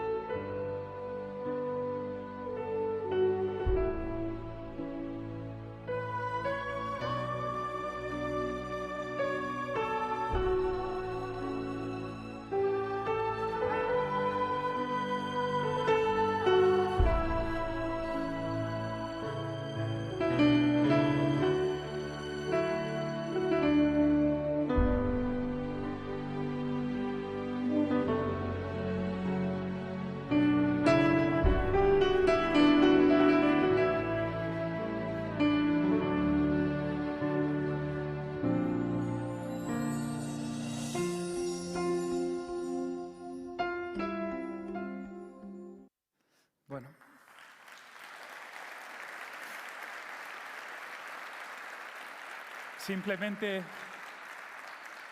he querido poneros este fragmento de la llegada porque, por supuesto, cada reto que cada uno se proponga necesita de un gran esfuerzo y de mucho sacrificio, todo lo que hablábamos al principio. Es un reto que no pude llegar a disfrutar. Me dijeron que había una gran fiesta esperándonos, con música, con globos, con una niña ibicenca con su vestidito y un ramo de flores que la pobre no me lo pudo ni entregar porque perdí el conocimiento allí en la meta. Pero si os digo la verdad, no lo perdí. Es imposible que lo perdiera, porque muchas de las cosas que sucedieron ese día jamás las voy a olvidar. Recuerdo que cuando caí al suelo tuvieron que montarme en una camilla para llevarme hasta la ambulancia, nada, que estaba a 15 metros de distancia. Y en ese corto espacio hasta me tuvieron que atar con cuerdas a la camilla porque temblaba tanto, tenía convulsiones. ¿Cómo no iba a temblar, no? Pues para que no me cayera. O también recuerdo que cuando me metieron en la ambulancia, la chica de Cruz Roja, que habéis visto, de gafitas y coleta, Cristina, me agarraba la mano con todas sus fuerzas y me la apretaba. Yo no sé si se pensaba que era mi último suspiro o qué. Pero ella me la apretaba y me decía, David, todo esto es por ti, David, todo esto es por ti. Y recuerdo también los golpes de la gente que estaba alrededor de la ambulancia, que golpeaba la ambulancia para darme ánimo, ¿no? Y eso es algo que jamás voy a olvidar. Recuerdo que, bueno, me llevaron al hospital, tuvieron que cortarme el traje neopreno, ponerme suero por vena calentito, toda la noche estuve en una urna porque estaba con una hipotermia muy severa. A veces me pregunto, ¿mereció la pena o no mereció la pena? Os aseguro que sí. Porque si me muriera hoy, que espero que no, me moriría como un hombre feliz. Como alguien que se marcó un reto difícil, sí, y luchó para conseguirlo. Ahora sí que venga otro y lo bata porque no lo voy a hacer más veces, eso también es verdad. Con esto simplemente quiero deciros que la vida es maravillosa y que la vida es espectacular y que aparte de marcarnos retos cada día tenemos que luchar cuando vienen adversidades, crisis, problemas en el trabajo, enfermedades. Hay que luchar. El único consejo que yo puedo daros es que sigáis nadando. De nada sirve el cruzarse de brazos y el ponerse a lamentar y decir ¿por qué? ¿Por qué? Si no me lo merezco. Pues porque la vida es así de maravillosa pero a la vez injusta. Así que si alguna vez sucede algo, acordaos, bracead con todas vuestras fuerzas para salir de ese mar de los problemas, las adversidades o, ¿por qué no?, hasta las crisis, claro que sí. Me encanta ver este vídeo, me encanta ver a mi familia, que siempre forma parte de mi equipo, y vengo de una familia humilde, trabajadora, y por eso quiero deciros que me siento súper orgulloso de mi equipo, y entre ellos están, repito, mis padres. Recuerdo que con 8 añitos de edad, como os decía, yo ya me levantaba a las 5 y pico de la mañana. 8 años de edad, eso es prácticamente un bebé. Recuerdo que mi padre se levantaba también a las 5 de la mañana para ir a la fábrica y mi madre también se levantaba conmigo a las 5 y me cogía de la mano y me llevaba a la piscina. Verano e invierno. Nunca me obligaron a nadar, pero sí que me ayudaron a hacer aquello que tenía que hacer para solventar todos esos problemas físicos que tenía de niño. Quiero compartir con vosotros una foto de mi equipo, porque al final sí puede parecer que lo mío es un trabajo individual, pero no lo es. Necesitas siempre de un gran equipo a tu lado para conseguir las cosas. Uno solo no lo puede conseguir. Y es que 1 más 1 no son 2, son 11, si esos 2 están motivados. Por eso os digo, pegaos, uníos a la gente positiva, a la gente optimista, porque os va a hacer ser mejores personas. Y también, aunque suene fatal, os voy a decir, huid de los negativos, porque se pega ahí encima 80 veces más rápido que lo bueno. En mi equipo está prohibido el no quiero, no puedo o Ibiza está demasiado lejos. Ya es difícil de por sí como para escuchar pues cosas así, ¿no? Y me encanta ver a mi equipo como al final del vídeo, como habéis visto, se abrazan y se ponen a llorar, ¿no? Eso es lo más bonito porque, repito, sin ellos no habría podido conseguir nada. He querido traer algunas medallas de algunos de los campeonatos que he participado. Por ejemplo, estas 2 que tengo aquí son para mí pues súper importantes porque es de un campeonato de una magnitud increíble que se celebró en nuestro país, en España, en mi ciudad, en este caso Barcelona. Son pues 2 medallas que no lo veréis desde el fondo, pero son de cristal y dentro hay agua. Agua que trajeron todos los voluntarios de los diferentes países del mundo. Así que aquí hay agua de todas partes del planeta. Desde que gané estas 2 medallas, están en mi mesita de noche. Y es lo primero que veo a las 4:40 o a las 5:20 cuando suena el despertador cada día. Y sí, os aseguro que más de una ocasión me han ayudado a no seguir durmiendo, aunque eso fuera lo que más me apeteciera. Y también os he querido traer una medalla que para mí es muy importante, o la más importante, que es la última, porque aquí me retiré de la alta competición. Siempre soñé en retirarme por la puerta grande. No quería ser de esos deportistas que siguen, con tal de seguir cobrando del patrocinador. Pero bueno, ya sabéis, la prensa, cómo es a veces, ¿no? Empezaron a decir, David ya está mayor, David no entrena como antes, David... Y yo empecé a creérmelo. Digo, ¿y si tienen razón? ¿Y si voy a mi último campeonato del mundo y hago el ridículo? Porque siempre he sido oro, plata o bronce en todos los campeonatos del mundo, en todos los campeonatos de Europa. ¿Y si voy a mi último campeonato del mundo y lo hago mal, en mi última carrera? Y recuerdo que mis padres me decían, vale ya, David, vale ya, deja de martirizarte, no tienes que seguir demostrándole nada más a nadie. Si no quieres ir, no vayas. Te pones enfermo 3 días antes y te quedas en casa. Pero menos mal que fui a mi último campeonato para demostrarles que no estábamos mayores del todo. Porque con 30 y tantos años conseguí esta maravillosa medalla de oro, que sin duda alguna es la más bonita de todas las que tengo. Y además, quizá como esta tenga 28, pero aquí, y en mi último campeonato, con 30 y tantos años, no con 20 ni con 25, que es cuando estás rápido, veloz, ágil, no, cuando decían que estábamos mayores, y por primera vez conseguí batir el récord del mundo de natación en una prueba oficial. Así que nunca os digan que estáis mayores, ni con 30, ni con 60, ni con 120. Porque si uno trabaja, se esfuerza y tiene ilusión, puede llegar a conseguir prácticamente todo lo que desee. Y ahora ya sí, porque ya me paso de tiempo, quiero terminar con 4 fotografías muy rápidas. Motivación. La rutina cansa. 8 horas, 10 horas, cada día de lo mismo. Por más enamorados que estemos de nuestro trabajo, cansa.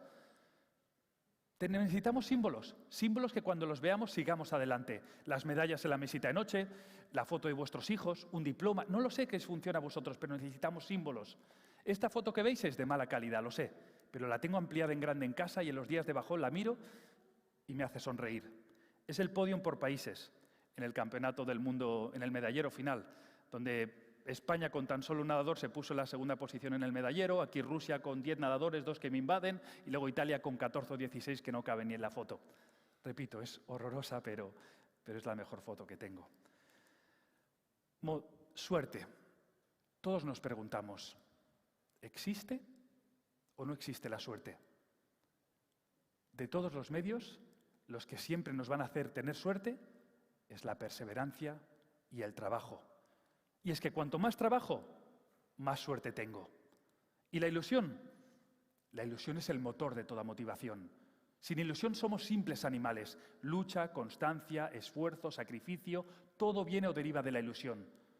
Si llegué nadando hasta Ibiza, después de 27 horas 50 minutos, no es porque estaba fuerte, en absoluto. Llegué nadando hasta Ibiza porque había ilusión. Eso hizo que no paráramos en medio de la travesía cuando nos picaban las medusas, vomitábamos o nos rozaba el traje de neopreno. Y el éxito nunca llama a tu puerta. El éxito es solo para los que lo buscan. Si amas lo que haces, al final acabarás triunfando. Y además os voy a decir una cosa. Yo creo que el éxito no depende realmente del talento. Y mira que el talento es importante. El éxito depende de la actitud que le pongáis a las cosas en el día a día. Y otra frase que me dijo mi entrenador cuando lo estaba pasando muy mal en una época, me dijo, David, sigue entrenando, porque el éxito no es cuánto subes, sino cuánto subes después de haber caído. Y tenía razón. Y quizá algunos de vosotros os reflejaréis en esto, con estos años tan difíciles que habéis tenido que cerrar la empresiana de vuestro trabajo o negocio, y da igual, seguid adelante. Porque cuando la volváis a abrir la persiana y salgan los éxitos, los saboreáis como un éxito verdadero. Y ahora ya sí voy a terminar con una última fotografía. Una fotografía de niño y luego de adulto o de campeón. Y es que quiero deciros que mucha gente cree que para ser un campeón olímpico, un campeón del mundo, tienes que nacer un superhombre. Y yo creo que no es verdad.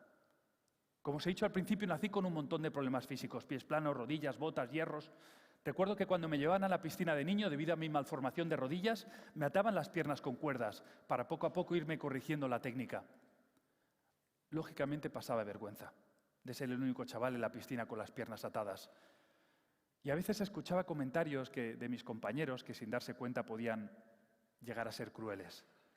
Y yo pensaba, da igual. Quien ríe el último ríe En absoluto me estoy riendo de nadie. Pero sí que tengo que deciros que todos esos niños, esos compañeros que eran más altos, más rápidos, más veloces en la piscina, todos, absolutamente todos, se han quedado a medio camino. Así que un campeón del mundo, un deportista de élite, un buen emprendedor, un buen empresario, un buen padre, una buena madre, una persona de éxito en la vida, absolutamente no nace, sino que se hace con constancia, con esfuerzo, con sacrificio. Pero sobre todo, lo que nos va a hacer ser campeones del mundo, hagamos lo que hagamos y nos dediquemos a lo que nos dediquemos, siempre será la ilusión y la pasión que le pongáis a las cosas. Así que muchísimas gracias y mucha suerte.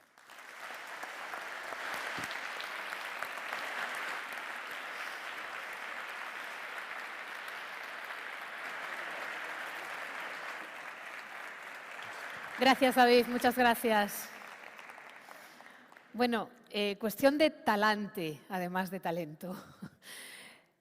Vamos con el siguiente ponente, emprendedor gallego de éxito, Emilio Froján, CEO y cofundador de Motos Eléctricas Belka. Su empresa ha sido clasificada por Expansión como la mejor startup de 2020 y él, según Forbes, es uno de los 21 protagonistas del cambio en España. Ahí es nada. Además, es cofundador del Instituto Galego do Talento. Anteriormente fue vicepresidente de AIESEC, la mayor organización de jóvenes en el mundo con estatus consultivo en la ONU. Director de proyectos en Impact Hub, red internacional de espacios de coworking destinado a emprendedores de impacto, y recientemente director de operaciones de vehículos en la startup sueca Voi. Líderes europeos en kick-sharing, patinetes eléctricos compartidos. Emilio es también profesor y mentor en escuelas de negocio como Deus2Business School, la UNIR o el IFE, y consultor externo de startups. Gestiona un blog de emprendimiento, Moon Startup, y en octubre del año pasado logró el récord nacional de Equity Crowdfunding con una ronda de Belka de 750.000 euros en menos de 4 horas. Está bien el dato. Está bien, sí. Es que cuesta imaginárselo, ¿no? Bueno, la palabra que mejor lo define es talento. Emilio Froján, gracias.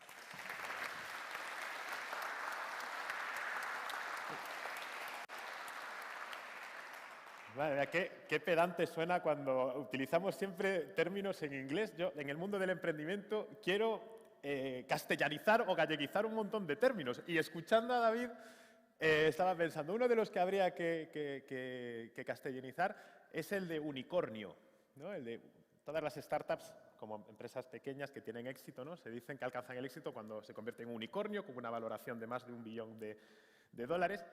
Y un unicornio al final es un ser que no existe, ¿no? Pero David Meca existe. Yo estaba pensando en proponerle a la Asociación Española de Startup que a partir de ahora una startup cuando consigue el éxito, en vez de llamarse unicornio, se llame Meca, ¿no? Porque Meca sí que existe.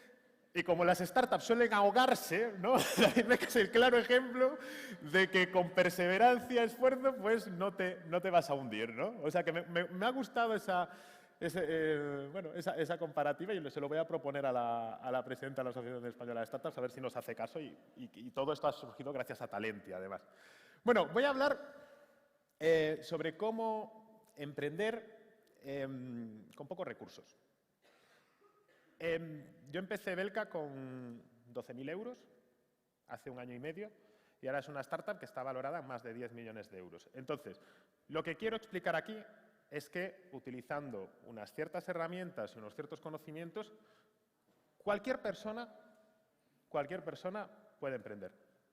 Cualquiera. Yo soy una persona que ahora vive en Madrid, pero bueno, que se crió en Caldas, estudió en una universidad pública de Santiago de Compostela, me fui para Madrid, me formé trabajando en startups, a veces incluso sin cobrar. Bueno, he vivido siempre en pisos compartidos, es decir, he ahorrado lo poquito que iba ganando porque me hice un plan de carrera profesional de que yo con 27, 28 años quería empezar a emprender. Entonces es un trabajo muy metódico, de mucho sacrificio, de adquirir los conocimientos necesarios y de ser muy estratégico en tu día a día. Entonces, hay supuestas claves del éxito en el mundo emprendedor que no son suficientes y que a veces parece que sí que lo son. Una, por ejemplo, es ser un visionario. Pues sí, es muy importante, ¿no? Pero conozco muchos emprendedores que, aunque sean grandísimos visionarios, no han ejecutado bien sus proyectos. Otra de ellos es la buena suerte. Efectivamente, hay emprendedores que han aparecido en el momento justo, preciso, ¿no? Y eso se puede considerar suerte, pero al final la suerte, no nos engañemos, es una cuestión de trabajo y es una cuestión de tomar buenas decisiones que se toman si tienes los conocimientos indicados, necesarios. Y después está la parte de pasión, compromiso, esfuerzo, que obviamente es súper importante, pero si no está bien enfocado, tampoco vale de mucho, porque conozco muchos emprendedores que trabajaban 16 horas al día y que también se han arruinado porque ese compromiso, esa pasión, no estaba lo suficientemente bien orientada. Y después está el dinero, que es algo que se comenta mucho en el ágora del emprendimiento, de que es verdad, yo lo veo en Madrid, casi siempre que voy a algún foro de emprendimiento, quienes emprenden son gente muy rica, es gente pues, de universidades privadas que le dicen, oye, papá o tío, ¿me dejas 120.000 euros que se me ha ocurrido una idea con unos zapatos? Toma 200.000, venga, empieza ya, hijo, ¿no? Pero eso no suele ser lo habitual y además se puede emprender con muchos menos recursos si también tienes los conocimientos necesarios, ¿no? Entonces yo considero que hay 3 claves muy importantes para emprender, que yo diría, bueno, se lo voy a contar a estos alumnos universitarios, pero veo que la media de edad es un poquito mayor. Pasa como mis motos, ¿no? Que intento vendérselas a personas de 20 años, pero al final me compran los de 40 y los de 50. Entonces, bueno, pues aquí seguramente, además, que es curioso, porque casi todos los emprendimientos de éxito suelen surgir en personas de más de 40 años. Es decir, los jóvenes suelen ser como tener proyectos más visibles y tal, pero el éxito emprendedor ocurre en emprendedores de más de 40. Y para mí lo importante es adquirir conocimientos necesarios para reducir el riesgo, y aquí es cierto que, por ejemplo, hay una ausencia de estos conocimientos. En la universidad no se enseñan ni conocimientos ni habilidades de emprendimiento. Después, vivir experiencias de emprendimiento e innovación, si, por ejemplo, pues, hombre, hay casos, ¿no? Pero si eres funcionario público y quieres emprender, pues ahí, por ejemplo, hay un gap, una ausencia pues, de determinadas habilidades que hacen que tu proyecto pues, seguramente no crezca tan rápido. Y después, para mí, es lo que quiero centrar hoy la charla, es amar a las personas y amar el planeta. Porque antes me decía Alex de IKEA que, joder, es que Belka sois un ejemplo de innovación democrática. Y yo nunca había hablado de innovación democrática y voy a hablar ahora de innovación democrática porque Alex me ha dado, me ha comentado ese término y me ha gustado mucho. Entonces, para empezar, innovación democrática. Las marcas no son ya de las empresas. Las marcas son de las personas. ¿Y esto qué significa? Esto significa que si mañana, por ejemplo, hay un hater, que hay muchísimos, que quiere hundir tu marca, lo puede hacer. ¿Y quiénes son los mejores defensores de la marca? Tus propios clientes. Es decir, cada vez que yo he tenido algún problema en algún foro, porque haters hay a patadas, sobre todo en foro coches y en Twitter, en ese mismo momento yo no tengo que defenderme, porque hay una comunidad de gente que yo les llamo los gladiadores, que salen en tu defensa o en defensa de la marca, y eso es fantástico. Es decir, que haya gente que te ame o que te quiera, es tener una barrera, es tener una muralla que protege la marca, ¿no? Pero para que tus clientes te amen, primero tienes que amar tú a tus clientes. Las marcas tienen que amar a sus clientes. Y amar no es una cuestión de cortejar, sino que aquí lo importante es mantener viva la llama, ¿no? Mantener viva la llama es lo que cuesta en una relación de pareja, etcétera, etcétera. Y con los clientes, pues exactamente igual. Lo que cuesta es mantener viva la llama. No solamente porque además fidelizar a un cliente sale un 300% más barato que adquirirlo, sino porque es una cuestión de coherencia dentro de la empresa. Y ha habido empresas que, por ejemplo, cuando fue la pandemia, actuaron de una forma que esto se llama las reacciones que puede hacer una marca ante un determinado acontecimiento. Y una de ellas es fly, que es volar, que es decir, bueno, ha pasado una pandemia yo no me voy a meter en este tema y arreglároslas. Después está fix, que sería permanecer, que es decir, bueno, hay una pandemia y yo como marca voy a hacer lo justo y necesario. Que sería, por ejemplo, cuando vuestros hijos hacen la cama un fin de semana, ¿no? Que la hacen más o menos mal y tal, pero dicen, mamá, yo he cumplido, ¿no? Porque la he hecho, ¿no? Pues la tienes que volver a hacer. Y después está la de fight, que es la de decir, oye, me voy a meter dentro de este problema y voy a intentar solucionarlo, ¿no? Como hizo, por ejemplo, Estrella Galicia, que tomó una decisión de no realizar un ERTE, como hizo Inditex, que sus fábricas empezaron a fabricar batas que después regalaron a muchos hospitales, como hizo Google, que lanzó un servicio gratuito de Hangout para las startups, y eso es tomar acción por las problemáticas que tienen las personas. ¿Quién de aquí es emprendedor? Madre mía. Peor de lo que pensaba, ¿eh? Es increíble cada vez que hay un foro, yo no sé si es por vergüenza o algo, pero yo cuando veo en las estadísticas que hay no sé, un 15% de personas que emprenden y después voy a foros de talento, emprendimiento, yo me doy cuenta de que hay incluso menos. Bueno, los emprendedores, uno de sus trabajos pues es pensar ideas para solucionar problemas. Pero muchas veces el reto es cómo identificamos el problema real. Porque he visto a emprendedores arruinarse, a emprendedores que me dan 1000 vueltas en conocimientos, en talento, es decir, que son para mí superhéroes. Y los he visto arruinarse porque no habían identificado bien el problema. Y se han gastado muchísimo dinero de inversión en generar productos que nadie quería comprar. Y esto lo he visto muchísimas veces. Entonces, os voy a contar una historia real. Cuando levanté mi primera ronda de inversión, que quería levantar poquito, solamente tenía la idea. En ese momento solamente tenía la idea. Y estaba buscando 150.000 euros para poder hacer un prototipo. Y yo tenía la hipótesis de que tenía que desarrollar una aplicación para las motos. Lo tenía clarísimo, es decir, tenía clarísimo que de esos 150.000 euros, prácticamente 100.000 me los iba a gastar en una aplicación. Lo consideraba un elemento fundamental. Esto es una startup, por lo tanto tiene que tener una app y tal, ¿no? Bien. Preparé un mock, es decir, preparé un pequeño prototipo que me costó 120 euros. Simplemente algo visual. Y dije, tengo la marca creada, tengo un montón de gente que nos sigue en Instagram. Antes de desarrollar algo, voy a preguntarle a mi comunidad qué diablos quiere. Y en base a lo que mi comunidad quiera, yo utilizaré el dinero para crear una cosa u otra. Innovación democrática, Alex. Eso sería innovación democrática, ¿no? Es decir, vamos a preguntarle a nuestros clientes, vamos a preguntarle a nuestros grupos de interés qué esperan de nosotros. Y no yo como CEO voy a empezar a desarrollar algo que muy posiblemente la gente no quiera, ¿no? Entonces, yo siempre digo que para mí tengo muchos clientes, tengo muchos seguidores de la marca que son prácticamente miembros del equipo, porque les pregunto, hacemos feedback, organizamos a veces focus group, lanzamos encuestas por redes sociales para saber un poquito cómo está el mercado, para saber qué opinan sobre determinados temas. Y lo que ocurrió fue que le preguntamos a 500 personas de nuestro entorno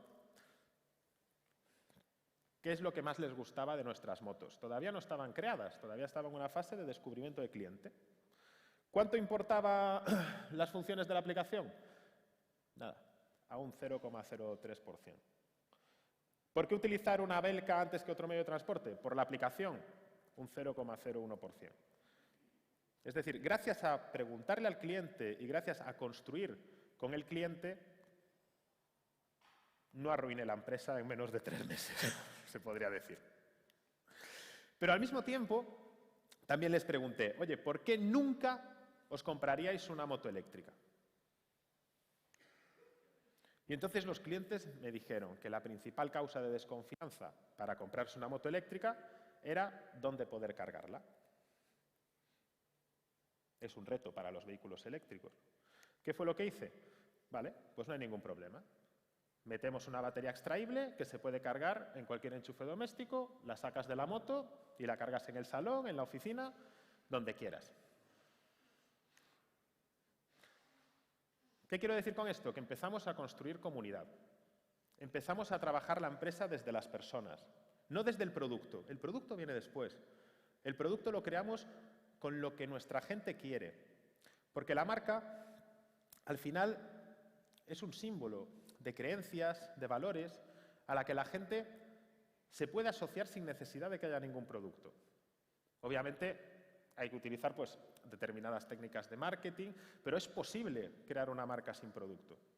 La gente no sabía que íbamos... Teníamos 10.000 seguidores en Instagram y la gente no sabía que íbamos a hacer motos. Lo intuía, es verdad, pero no lo sabía.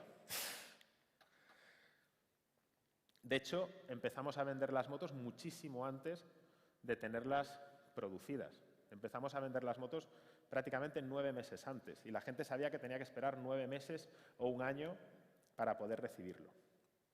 Y después, otra cosa que creo que hay que hacer como emprendedor es tomar muchos riesgos, porque si no tomas riesgos vas a ir, como decía antes David Meca, bueno, voy a utilizar una frase del mar también, vas como, bueno, como un barco a la deriva por el mar de noche, es decir, pasas totalmente desapercibido. Entonces hay que tomar riesgos. Y uno que tomamos fue que estaba Elon Musk discutiendo en Estados Unidos si iba a permitir aceptar criptomonedas o bitcoins para comprar los Teslas, y le dije yo a mi consejo, oye, ¿y si nos adelantamos a Tesla y aceptamos nosotros, somos los primeros en aceptar en Europa criptomonedas para vender motos? Y dije yo, bueno, entérate a nivel regulador y tal cómo va la historia, ¿verdad? Y dije, ya me he enterado, lo puedo hacer mañana mismo. Y entonces lanzamos una nota de prensa y lanzamos la tecnología que permitía vender las motos con criptomonedas. Y fuimos la primera empresa en Europa que ejecutó ventas con Bitcoins, Ethereum, Bitcoin Cash. Es decir, no solamente permitimos que se pudiese comprar con criptomonedas, sino que fuimos, antes que Tesla, los primeros en vender con criptomonedas. Por encima después Tesla se echó atrás y no quiso vender y tal, pero hay una empresa de Caldas de Reis, de aquí de Galicia, que lo hizo antes que Tesla. Entonces, bueno, construir. Si vamos a lanzar una startup, para mí es muy importante construir desde las personas el producto. Tenemos diferentes comunidades. Una, por ejemplo, es la de embajadores de marca. Trabajamos con varios influencers, quizás aquí en Galicia, de los que tenemos, los más conocidos sean Hugo y Lara de la Isla de las Tentaciones o Rebecca Stones. Pero además estos influencers trabajan con la marca no porque le paguemos lo mismo que Coca-Cola, ¿no?, sino que trabajan con la marca porque le gustan nuestros valores.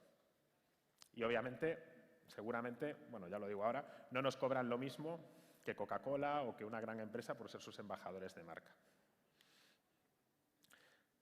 Tenemos que aspirar a que una marca consiga la felicidad de sus clientes y de todos sus grupos de interés. Se acabó el si no estás satisfecho te devolvemos tu dinero, ¿no? Hay que hacer que nuestros clientes se sientan orgullosos. Diría más, hay que hacer que nuestros clientes se sientan felices, que se sientan importantes, que se sientan implicados. Hay que escucharles, darles feedback, crear juegos, premios, que estén implicados en el proyecto. Nosotros, por ejemplo, tenemos un muy buen feedback por parte de nuestros clientes. A nivel redes sociales, somos la marca de vehículos europea con más seguidores en redes sociales.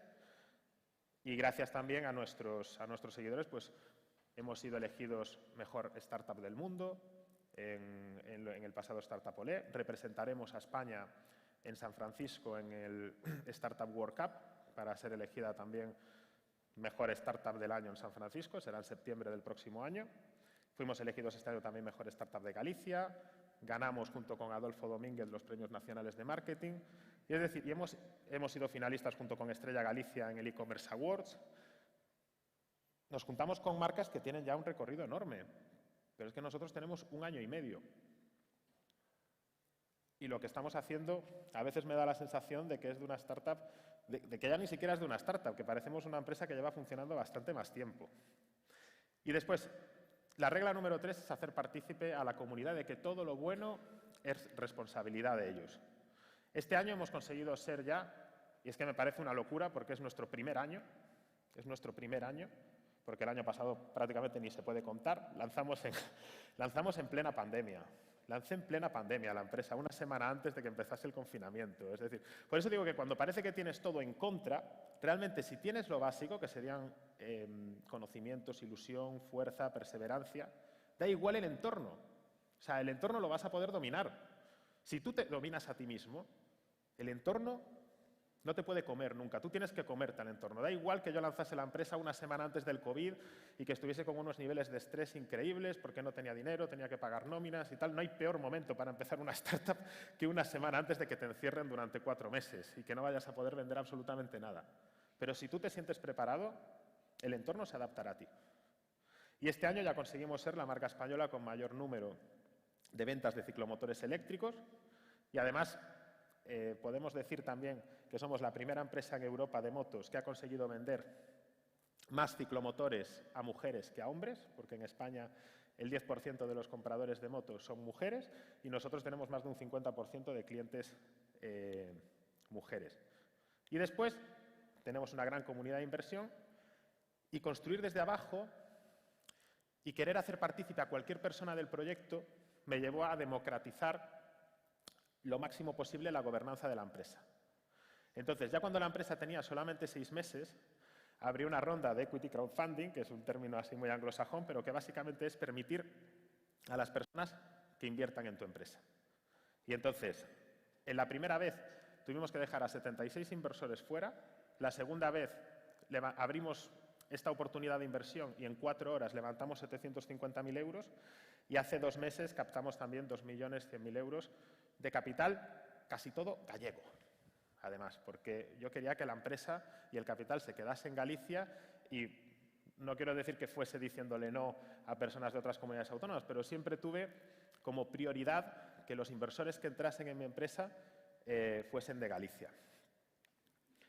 Y después darle valor a todos nuestros stakeholders. Por ejemplo, pues regalamos 100.000 euros para programar y después estamos muy agradecidos, pero muy, muy agradecidos con nuestra comunidad. Tanto es así que, por ejemplo, cuando la gente hacía un proceso de selección con nosotros o se tomaba la licencia de aplicar a una oportunidad de prácticas de Belka y no salía seleccionado, nos sentíamos como en deuda con esa gente que ha dedicado tiempo a querer pasar un proceso de selección con nosotros. Y creamos el Belka Academy simplemente para tener ese vínculo con el talento que aplicaba Belka y darles formación. Y de esa manera tenemos una comunidad de talento que está vinculada a nosotros y que en cualquier día lo podemos necesitar. Entonces, bueno, en conclusión, que no me conformo con que nuestra gente, nuestra comunidad esté satisfecha, sino que como marca queremos que logre cosas con nosotros y que sean felices. Muchas gracias.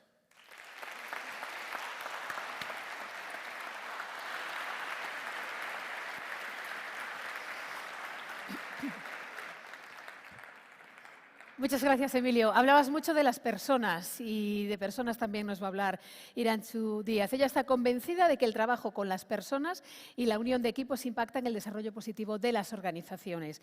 En el año 2011 entra a formar parte de IKEA en el primer programa de la organización puesto en marcha para descubrir jóvenes talentos para liderar puestos de management.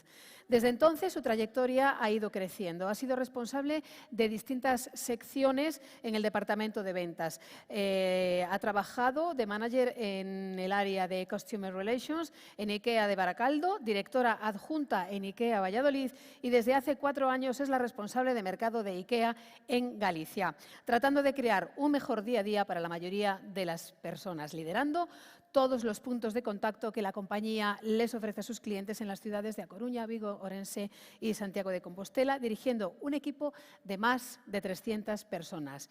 Ella es el talento en persona. Irantxu Díaz.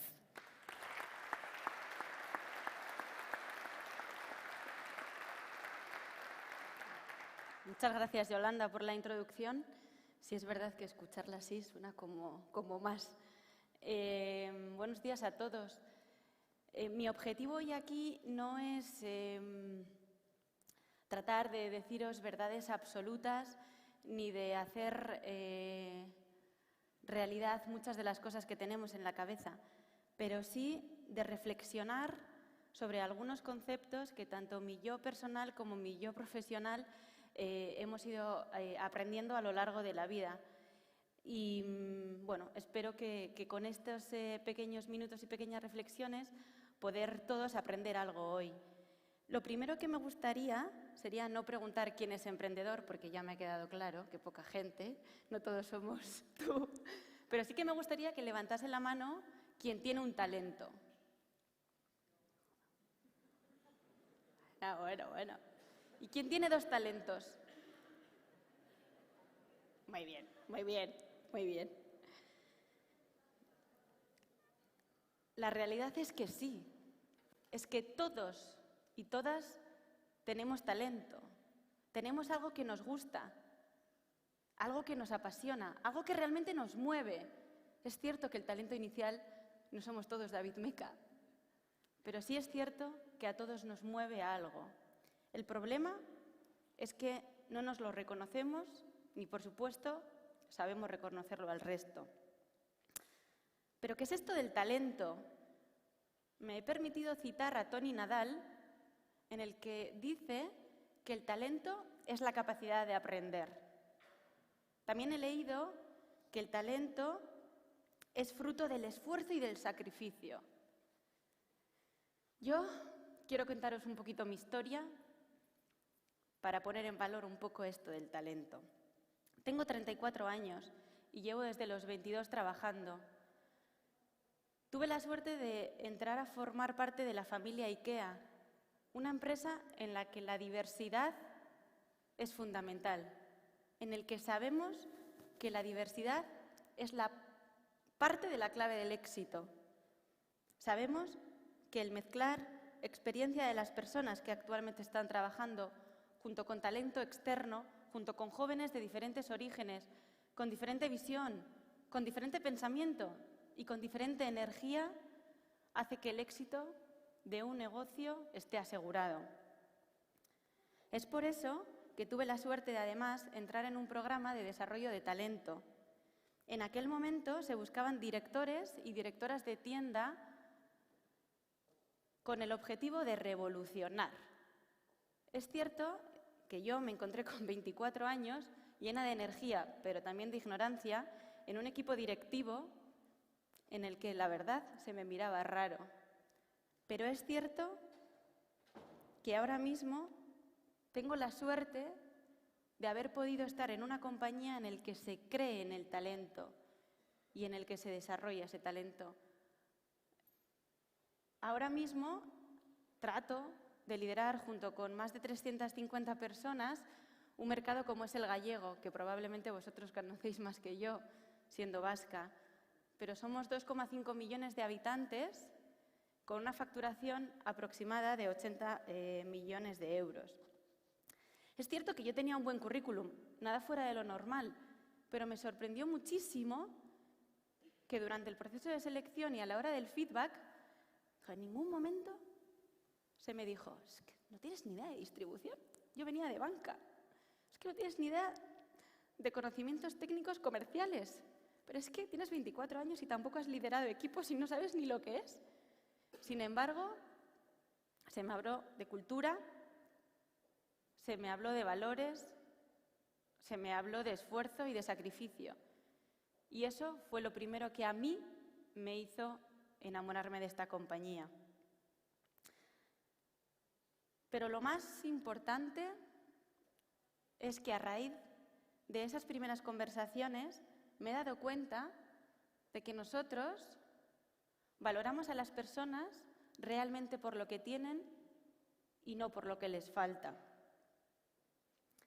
Yo soy el resultado de un programa de desarrollo, de un programa en el que la compañía hizo 2 cosas. Y lo primero que ya hemos hablado ha sido confiar.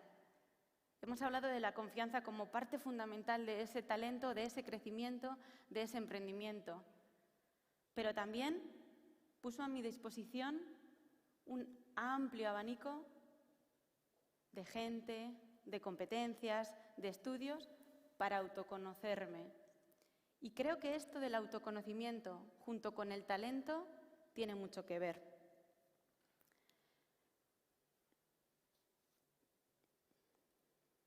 os diré que para mí el talento, la confianza y el autoconocimiento son claves. Y ahora voy a hacer una breve mención a Mario Alonso Puig, que me hace mucha gracia y es muy divertido. Y es que él dice que si tú eres un gran manzano, pero sueñas con ser una secuoya, puede que termines siendo una secuoya, pero siempre serás una secuoya esmirriada, cuando la realidad es que podría ser un gran manzano. Antes de seguir con mi ponencia, me gustaría hacer una aclaración que me ha costado bastante entender en estos años. ¿Qué es talento y qué es potencial?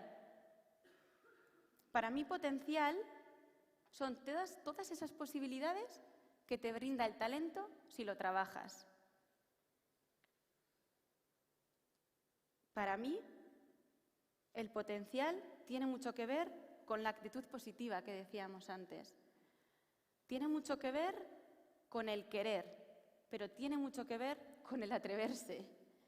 Leía el otro día en un estudio que decía que los humanos, nosotros, no somos capaces de sacar nuestro máximo potencial porque no somos capaces de atrevernos.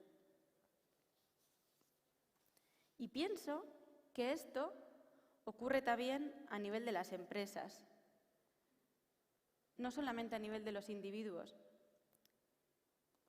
El ser consciente de dónde quieres llegar es parte fundamental. El ser consciente es fundamental para poder aplicar estrategias y planes concretos. Pero no solamente es ser consciente, sino es accionar esa conciencia. Yo voy a poner el ejemplo de IKEA porque es el que mejor conozco, pero es cierto que lleva 75 años triunfando, 25 años en España, y cuando hoy he dicho que trabajaba en IKEA, todo el mundo conoce la marca, y es por algo, ¿no? IKEA es consciente realmente de que la diversidad en género, la diversidad en nacionalidad, la diversidad en edad es parte fundamental de su crecimiento. Somos conscientes desde el proceso de selección, en el que no nos fijamos en lo que no tiene la gente, sino que realmente lo tiene, y en esos valores intrínsecos que tenemos y en ese talento que realmente tenemos. Y yo aquí me hago una pregunta, y es que ¿qué pasaría si además trabajásemos en esa diversidad de talentos en las compañías? Podríamos extendernos un montón en este punto, pero me gustaría hacer una reflexión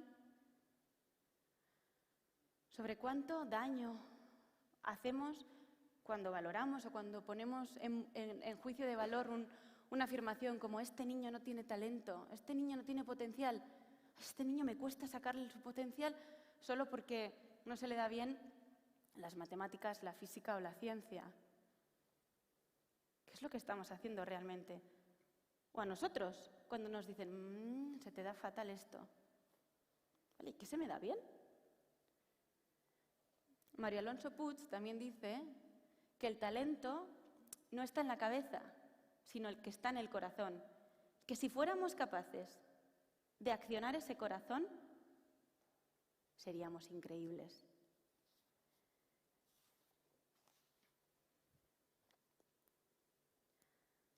Preparando esta charla, he tenido la oportunidad de compartir con amigos y colegas sobre qué es el talento. Y también, bueno, he leído un poco sobre qué opina la gente sobre el talento, ¿no? La gente.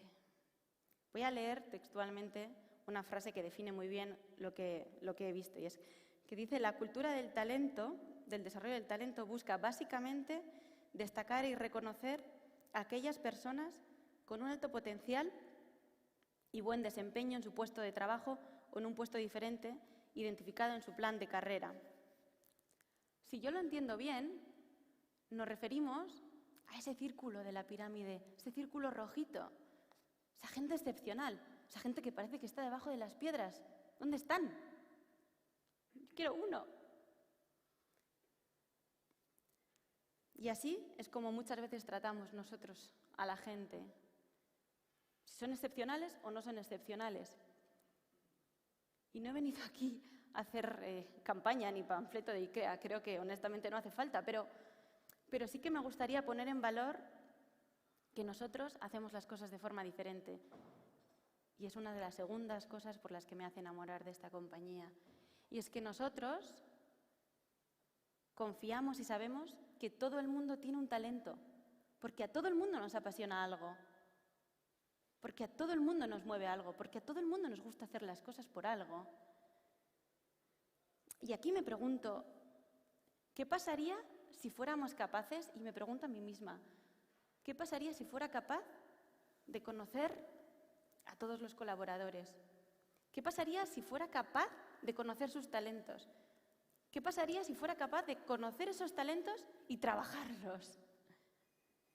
¿Y qué pasaría además si la gente se sintiera segura y valorada? Y aquí me gustaría entrar en dos nuevos conceptos. El primero son las habilidades blandas. Y me voy a remontar a la historia del niño. El niño en el que me pregunto, ¿cómo podríamos ayudar a ese niño en el que puede que no se le dé bien las matemáticas, la ciencia o la física, o no tenga esa capacidad de ser un gran emprendedor por algo, pero sí que tenga otras habilidades, la comunicación, la escucha, la empatía?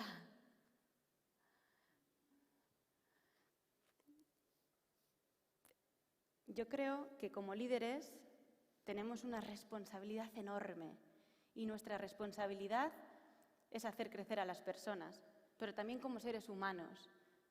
Creo que como sociedad tenemos una responsabilidad enorme y tenemos que hacernos crecer a nosotros y a nuestro entorno. El segundo concepto que me gusta un montón es la seguridad psicológica. Sabemos que el miedo nos paraliza, nos hace huir, temblamos. Y la seguridad psicológica no lucha contra esa parte de exigencia que podemos tener en la cabeza, sino que va mucho más allá. Para mí va en relación a la motivación, a sentirte parte de algo, al emprender algo. ¿Qué seguridad psicológica necesitamos? Y aquí es donde vuelvo a pararme a hacer dos reflexiones. Como líderes, como trabajadores, ¿cuántas habilidades blandas estamos fomentando? ¿Cuánta seguridad psicológica estamos implementando en nuestras organizaciones? Y llego aquí al último punto de mi presentación. El otro día leía un estudio de McKinsey, que os voy a leer el titular porque me parece bastante relevante, y es que un número récord de empleados está renunciando a su puesto laboral o pensando en hacerlo. Las organizaciones que se tomen el tiempo necesario para saber por qué y actúen de forma reflexiva tendrán una ventaja a la hora de atraer y retener el talento. El estudio se llama El Gran Abandono. Es un estudio muy interesante que dice que 15 millones de estadounidenses han abandonado su puesto laboral desde abril del 2021. Y es una práctica cada vez más extendida. Y yo me pregunto, ¿qué es lo que está ocurriendo? A nosotros también nos pasa, seguro que a todas las organizaciones. ¿Qué ocurre? Pienso que la realidad es que no entendemos lo que está pasando. No nos paramos a pensar el porqué de esta huida, el porqué el talento se nos está fugando. No, probablemente accionamos mecanismos que a corto plazo pueden tener resultado. Fenomenal, subo el salario, fenomenal, mejoro las prestaciones financieras. Pero ¿realmente estoy entendiendo qué es lo que quieren? ¿Realmente estoy poniendo a disposición lo que un colaborador quiere de una compañía para mantenerse?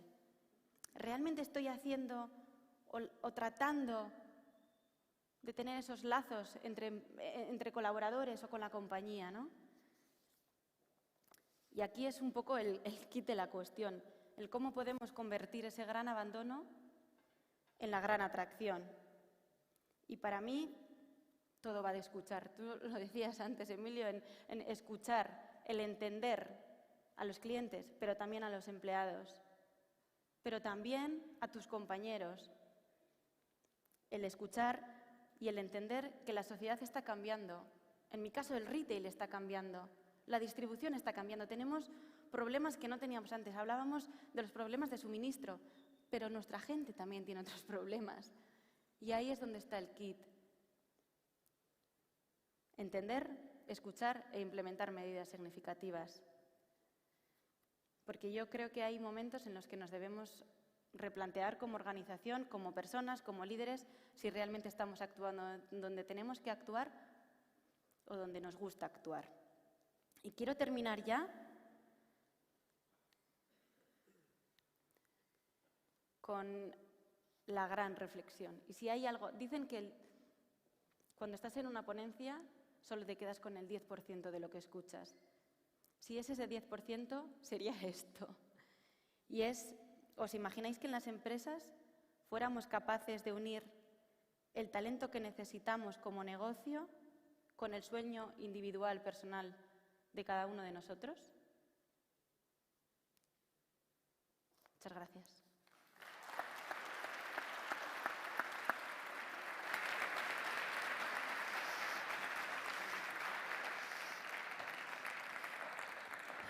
Muchas gracias, Irancho.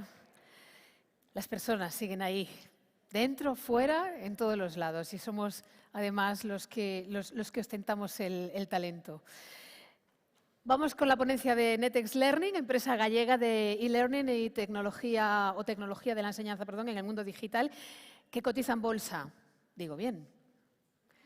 Su aventura empresarial empieza en el año 1998, cuando en España había tan solo 180.000 internautas. Cuesta imaginar tan pocos, ¿verdad? Tras una sólida trayectoria aportando soluciones formativas a empresas, en el año 2009 se introduce en el sector educativo de la mano de editoriales muy potentes, tanto en España como en Reino Unido y Latinoamérica. Actualmente, más de 1,5 millones de usuarios utilizan sus aplicaciones y acceden a los miles de libros digitalizados por sus equipos profesionales. Hoy en día, Netex cuenta con más de 150 profesionales repartidos entre sus oficinas de A Coruña, Madrid, Barcelona, Londres y México. Presente en 40 países, es la encargada de formar a los empleados, seguro que os suenan, de Amazon, Inditex. Ahí es nada, por decir así, los más conocidos. Netex está considerada como una de las empresas más importantes en innovación, premiada a nivel internacional por su trayectoria. Su creatividad, innovación, espíritu de equipo y eficiencia generan su gran valor, el talento. Carlos Ezquerro es el CEO y cofundador de Netex Learning. Gracias. Hola, creo que tengo que activarlo. ¿Se me oye? Sí, vale. Hola, buenos días. Bien, impresionante las instalaciones, porque la verdad es que cuando había venido aquí, que no sé, antes del COVID, no había nada. Ahora sé dónde estaban todos los albañiles de Galicia, porque yo llevo buscando albañiles para hacer una reforma y nunca están, pues deberían de estar aquí, porque es impresionante, lo han hecho súper rápido. Bien, tenemos un reto impresionante, porque ustedes, bueno, vosotros no lo veis, pero aquí tenemos un reloj que me está marcando 17 para atrás y un reloj para que me vaya callando. Y es un problema, porque, confieso, mi nombre es Carlos Ezquerro y me enrollo mucho. Vale. Bien, y tengo que hacer otro reconocimiento. Soy Carlos Ezquerro y tengo 55 años. ¿Y por qué digo esto? Porque parece como que a veces nadie puede ser innovador o nadie puede ser emprendedor porque ya tenga más de... Te miran como con condescendencia, ¿no sabes? Es un tema curioso. También es un tema muy curioso que todo el mundo habla del talento. Fantástico, el talento, estupendo. Pero después, cuando una compañía echa a sus trabajadores, echa a los mayores de 50 años, que son los que tienen más talento. Eso es lo que no puede ser. Bien, Dicho esto, cuando me propusieron esta charla, yo decía, bueno, ¿de qué queréis que hable? Y claro, parecía un poco obvio, ¿no? Pues hombre, de tu compañía, de la formación. Dije, coño, pues es que soy el CEO de una compañía que ya lleva 25 años, tengo muchas cosas que contar, como por ejemplo, no sé, esto.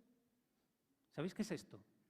Esto es parte de lo que en las empresas se llama un organigrama. Nosotros lo llamamos ecosistema. Nosotros somos una compañía que desde hace ya unos años hemos empezado a trabajar un modelo líquido. ¿Qué significa eso? Antes alguien comentó el tema de líquido, por ahí. Y tal. Bueno, pues esto lo que nos permite es pivotar rápidamente cuando hay un problema. Igual cuando de repente tenemos que crear algo o tenemos que ir a un mercado, tenemos que hacer algo, creamos un círculo de personas multidisciplinares y no hay jefes, hay líderes, hay coaches que le ayudan a conseguir los objetivos a ese círculo. ¿Vale? El que manda la compañía no soy yo, el CEO. El que manda la compañía es la estrategia. Y en la estrategia participamos todos. Y esa estrategia es la que está encima de todos estos círculos. Bien, podría hablaros de esto, pero no lo puedo hacer en 17 minutos. Con lo cual, vamos a hablar de Netex Learning. Bien, ahora mismo te voy a corregir unas cuantas cifras porque estamos en proceso también de adquisición de una compañía británica y pasamos a ser 250 empleados, más o menos. Entre España, Reino Unido, que ahí tendremos unos 100 empleados, en España tenemos otros 100 más o menos, y el resto pues los tenemos repartidos entre México. Ahora estamos abriendo Sao Paulo y abrimos este año también Nueva York, con lo cual nuestra idea es empezar a entrar en el mercado norteamericano. Pero estamos presentes en unos 35 países porque nuestros productos de software se pueden comercializar a través de canal. Bien. Una de las cosas más importantes para nosotros, y ahora os voy a contar, es ser español y tener una empresa tecnológica es un problema. Es un problema por muchas razones. Primero, la entrada de fondos de inversión. Es complicado, no tenemos el mismo acceso que unos americanos. Después siempre pongo el mismo ejemplo. En Estados Unidos, tú te dedicas a hacer tornillos de gafa y te puedes forrar. En España tenemos que hacer el tornillo, la patilla, la gafa, la funda y la chaqueta, porque si no, no vendes. Porque el mercado es mucho más estrecho. Porque nos hinchamos la boca con el tema de Europa, pero de todas formas Europa son muchas fronteras de mucho tipo, culturales, idiomáticas, etc. En Estados Unidos eso no pasa y nos ganan con mucha diferencia. Y por otro lado, la marca empresa, la marca país. Es cierto que ahora tenemos muchas marcas de compañías que nos empiezan a representar, pero aún así, cuando tú vas a un país como, pues no sé, ahora estamos vendiendo prácticamente muchísimos países, pero vamos a poner un país europeo, en Polonia, pues seguramente van a decir, wow, el software americano parece como que es americano y es mucho mejor. Antes comentaba, no sé quién fue, con el tema del nombre Pau, no está aquí Pau, comentaba lo del nombre, esto de inventar un nombre americano. Bueno, yo pensé muchas veces en cambiar la sede de la compañía, en lugar de tenerla en Oleiros, hablar con mi tía que vive en Nueva York, y decir, oye, ¿puedo poner la dirección de tu casa? Porque, claro, parece que es mucho mejor, ¿entiendes? Bueno, os podría contar muchísimas anécdotas que me han pasado con eso. Ahora mismo no tenemos 1 millón, tenemos 7 millones de usuarios que utilizan nuestra plataforma, entre compañías, universidades y editoriales. Tenemos clientes, muchas de las marcas que se han dicho, como Intes, Amazon, Estrella Galicia, casi todas las que se han comentado por aquí son clientes nuestros. ¿Qué hacemos en realidad? Bueno, pues lo que hacemos es esto, por tener una imagen muy rápida. Todos tenéis Netflix o Amazon, voy a decir mejor un cliente Amazon, tenéis Amazon Prime o similar, ¿no? Bueno, pues imagina, nosotros lo que montamos es un sistema, un ecosistema que permite formarse, igual que tú ves una película en Amazon, pero ves formación y que el sistema te pueda recomendar. Pero todo esto lo montamos en una compañía, de tal manera que nuestros clientes pueden formar a sus trabajadores a través de un sistema diseñado para el consumo, como consume un usuario, no como consume un trabajador del siglo pasado.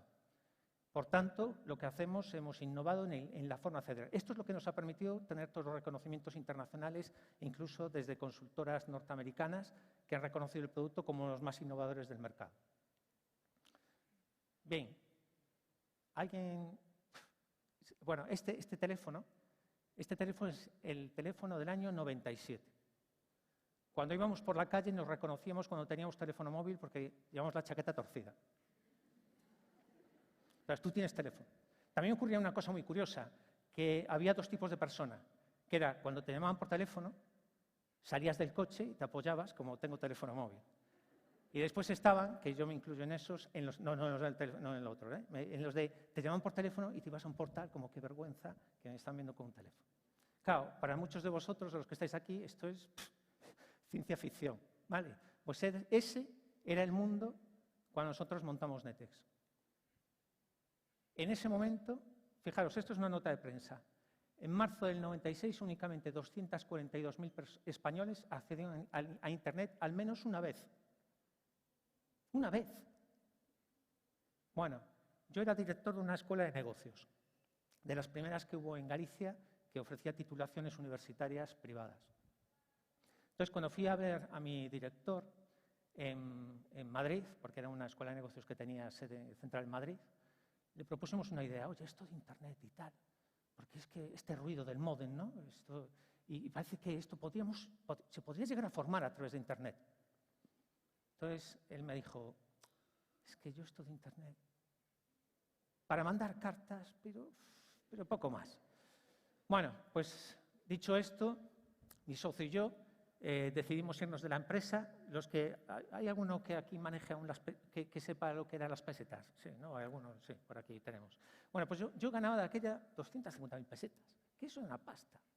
Y dijimos, pues nada, nos vamos. Y montamos lo que es Netex cuando prácticamente nadie tenía Internet en España. Bien, alguien dijo, la preguntaste tú, cuántos eran o que querían ser emprendedores, ¿no? Y os vi levantar a vosotros las manos. Pero es que no me extraña que en este país no haya emprendedores. ¿Sabéis? Esta pregunta la hago cuando me tengo que dar una charla en algún máster y son todos normalmente chavales, ¿no? Gente más joven, y les hago la misma pregunta. Pero en realidad, ¿sabéis cuál es el mayor problema de montar una empresa y fracasar? Bueno, la mayoría de vosotros, como si estuvierais en un foro más pequeño, diríais, joder, devuelve el dinero. No. La cena de Navidad con el cuñado. Porque ya lo dije yo, porque ya para qué se va a meter en esto, porque ya se veía que eso era una mala idea, porque tal. Tenemos aversión y nos encanta el fracaso de los demás. Es una cosa loca. En otros países como Estados Unidos es que monta una empresa y fracasa y tal. Hostia, este es bueno. Este que venga. O no, vuelves a intentarlo, ¿no? Yo es que en estos 25 años, claro, yo llevo 25 años en Netex, pero durante esos 25 años he hecho muchísimas cosas mal, pero muchísimas. Y otras bien, porque aquí estamos. Somos la única empresa en España del sector que cotiza en bolsa. Y os puedo asegurar que eso me da para otra charla, cómo ha sido salir en bolsa. Creo que somos una de las pocas empresas gallegas en las que invirtieron instituciones gallegas, como fue el SES Galicia o como fue Vigo Activo, y ganaron por encima de 2 dígitos. Bueno, Vigo Activo creo que invirtió 1 millón y se llevó 4. Creo que somos de las pocas empresas gallegas. En otros sitios a veces hay fondos públicos y ahí desaparecen. En la nuestra no, hemos devolvido más al Estado, hemos devolvido más a la comunidad. Bien, ¿qué es hoy el e-learning? Mira, fijaros, tengo un problema. Yo normalmente no uso PowerPoint. Tengo que confesarlo, 7 minutos. Tengo que confesarlo, ¿no? Y esto, claro, me encorseta. A medida que he estado escuchando a todos, hubiese cambiado mi charla 10 veces.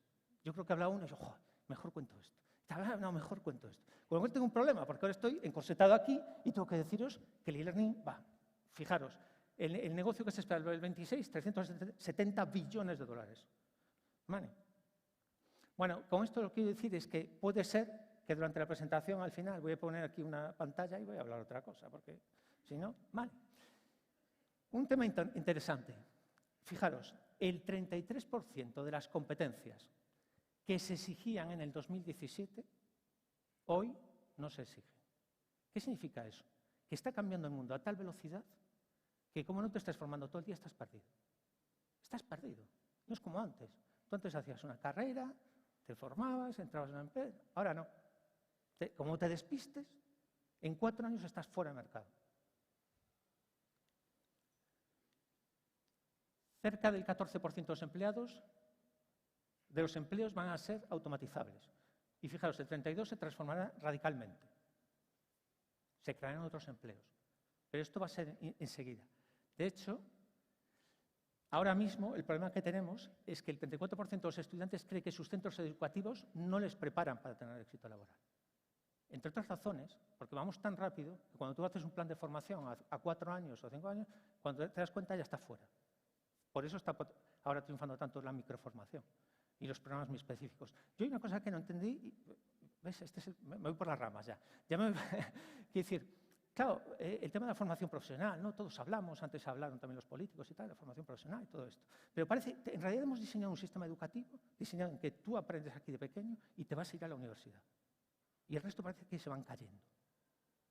Yo, no sé, y siempre hablamos de la formación profesional y siempre tal. Claro, y esta es la situación que tenemos ahora. Y yo hay una cosa que nunca he entendido, que es, ¿por qué no puedo ser carpintero y saber de filosofía? Es que, bueno, será otro día, ¿vale? Otro día que nos...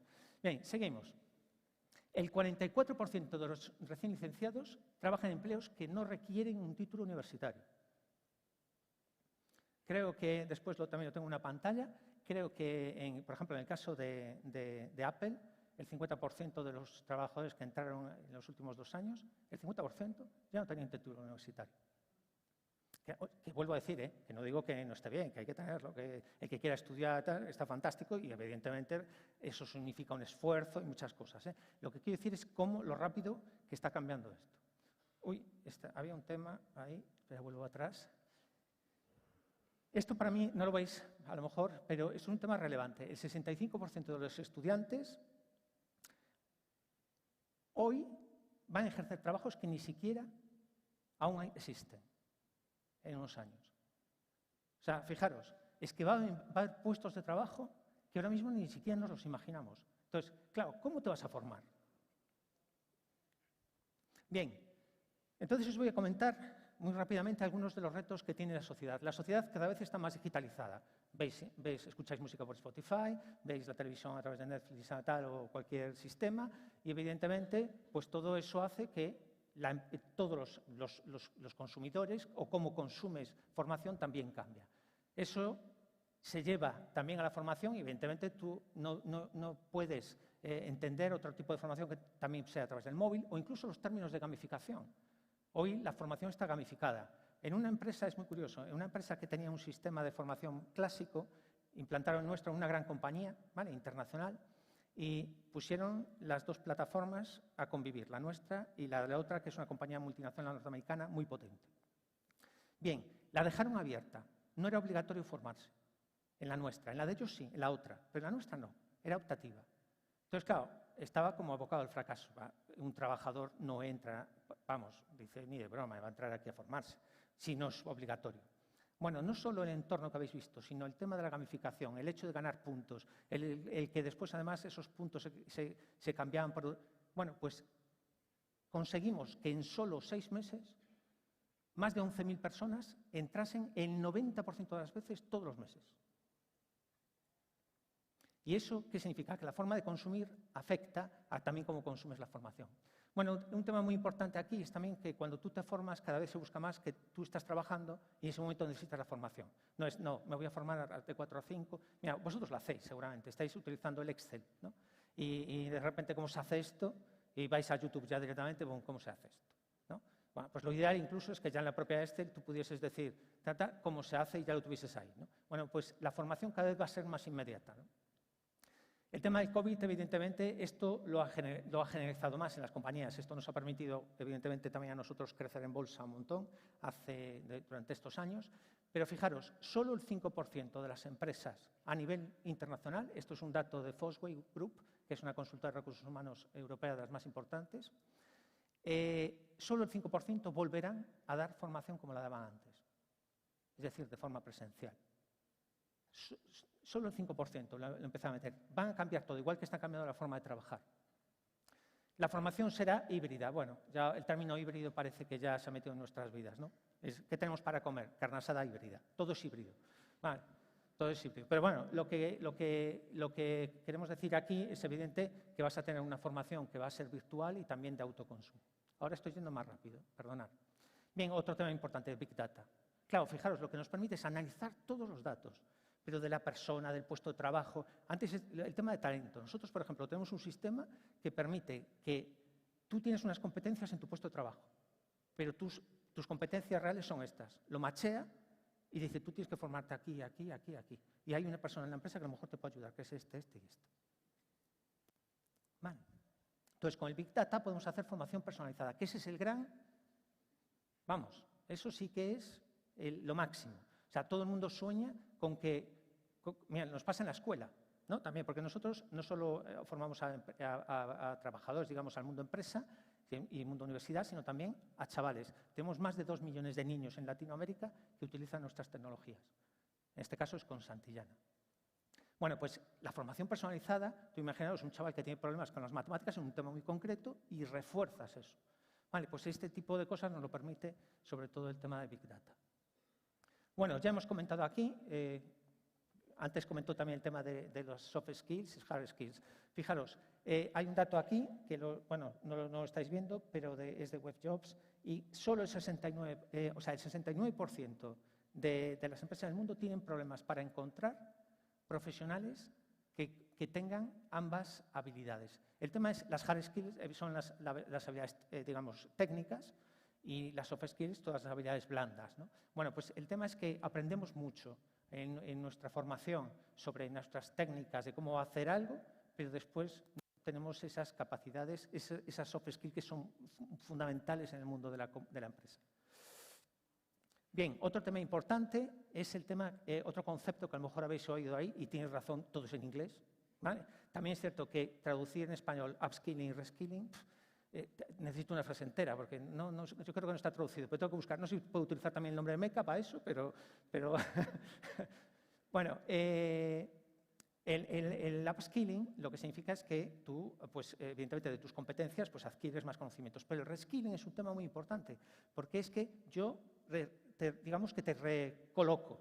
Y se han dado cuenta en muchas empresas que a veces, en lugar, antes, las empresas siempre necesitamos un técnico, no sé cuánto, oferta de trabajo. Pero se dan cuenta y dicen, ostras, pues si a lo mejor tenemos a este de aquí, que con la formación adecuada puede ser el técnico de esa materia. Entonces, se han dado cuenta que es más barato eso. Es más barato hacer un reskilling que estar buscando, formando, no sé cuánto. No, ya lo tengo en la empresa, está fidelizado y además le doy un potencial para que profesionalmente pueda seguir avanzando, aunque tenga 50 años. Bien, y el otro tema, esto sí que es un término que queda muy bien en inglés, que se llama lifelong learning, que es lo que se llama formación continua, ¿vale? De toda la vida, pero lifelong learning queda mejor. ¿Qué significa eso?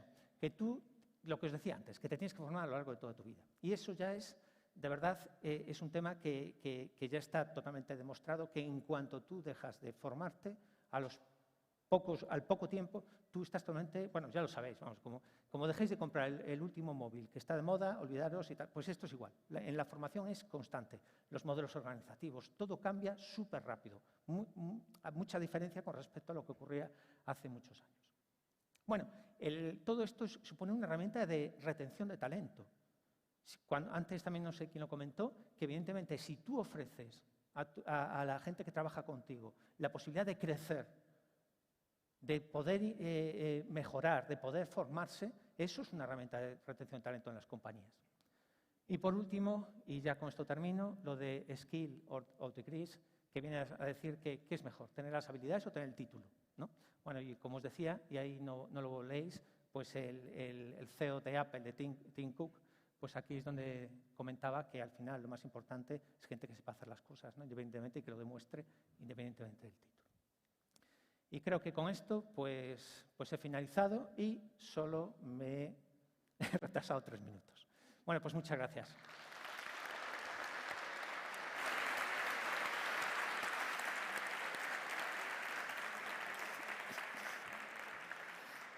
Muchísimas gracias a los 4, David, Emilio, Irenchu, Carlos. Podéis volver a la butaca. Muchas gracias.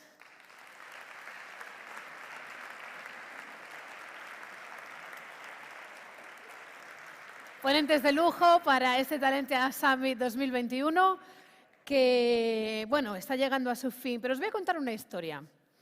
La historia de Robert.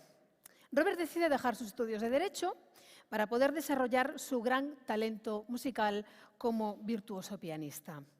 Desgraciadamente, una lesión en la mano acaba con la ilusión de convertirse en un gran pianista, pero en lugar de abandonar su sueño, apuesta una vez más por su gran talento y se centra con gran éxito en la composición.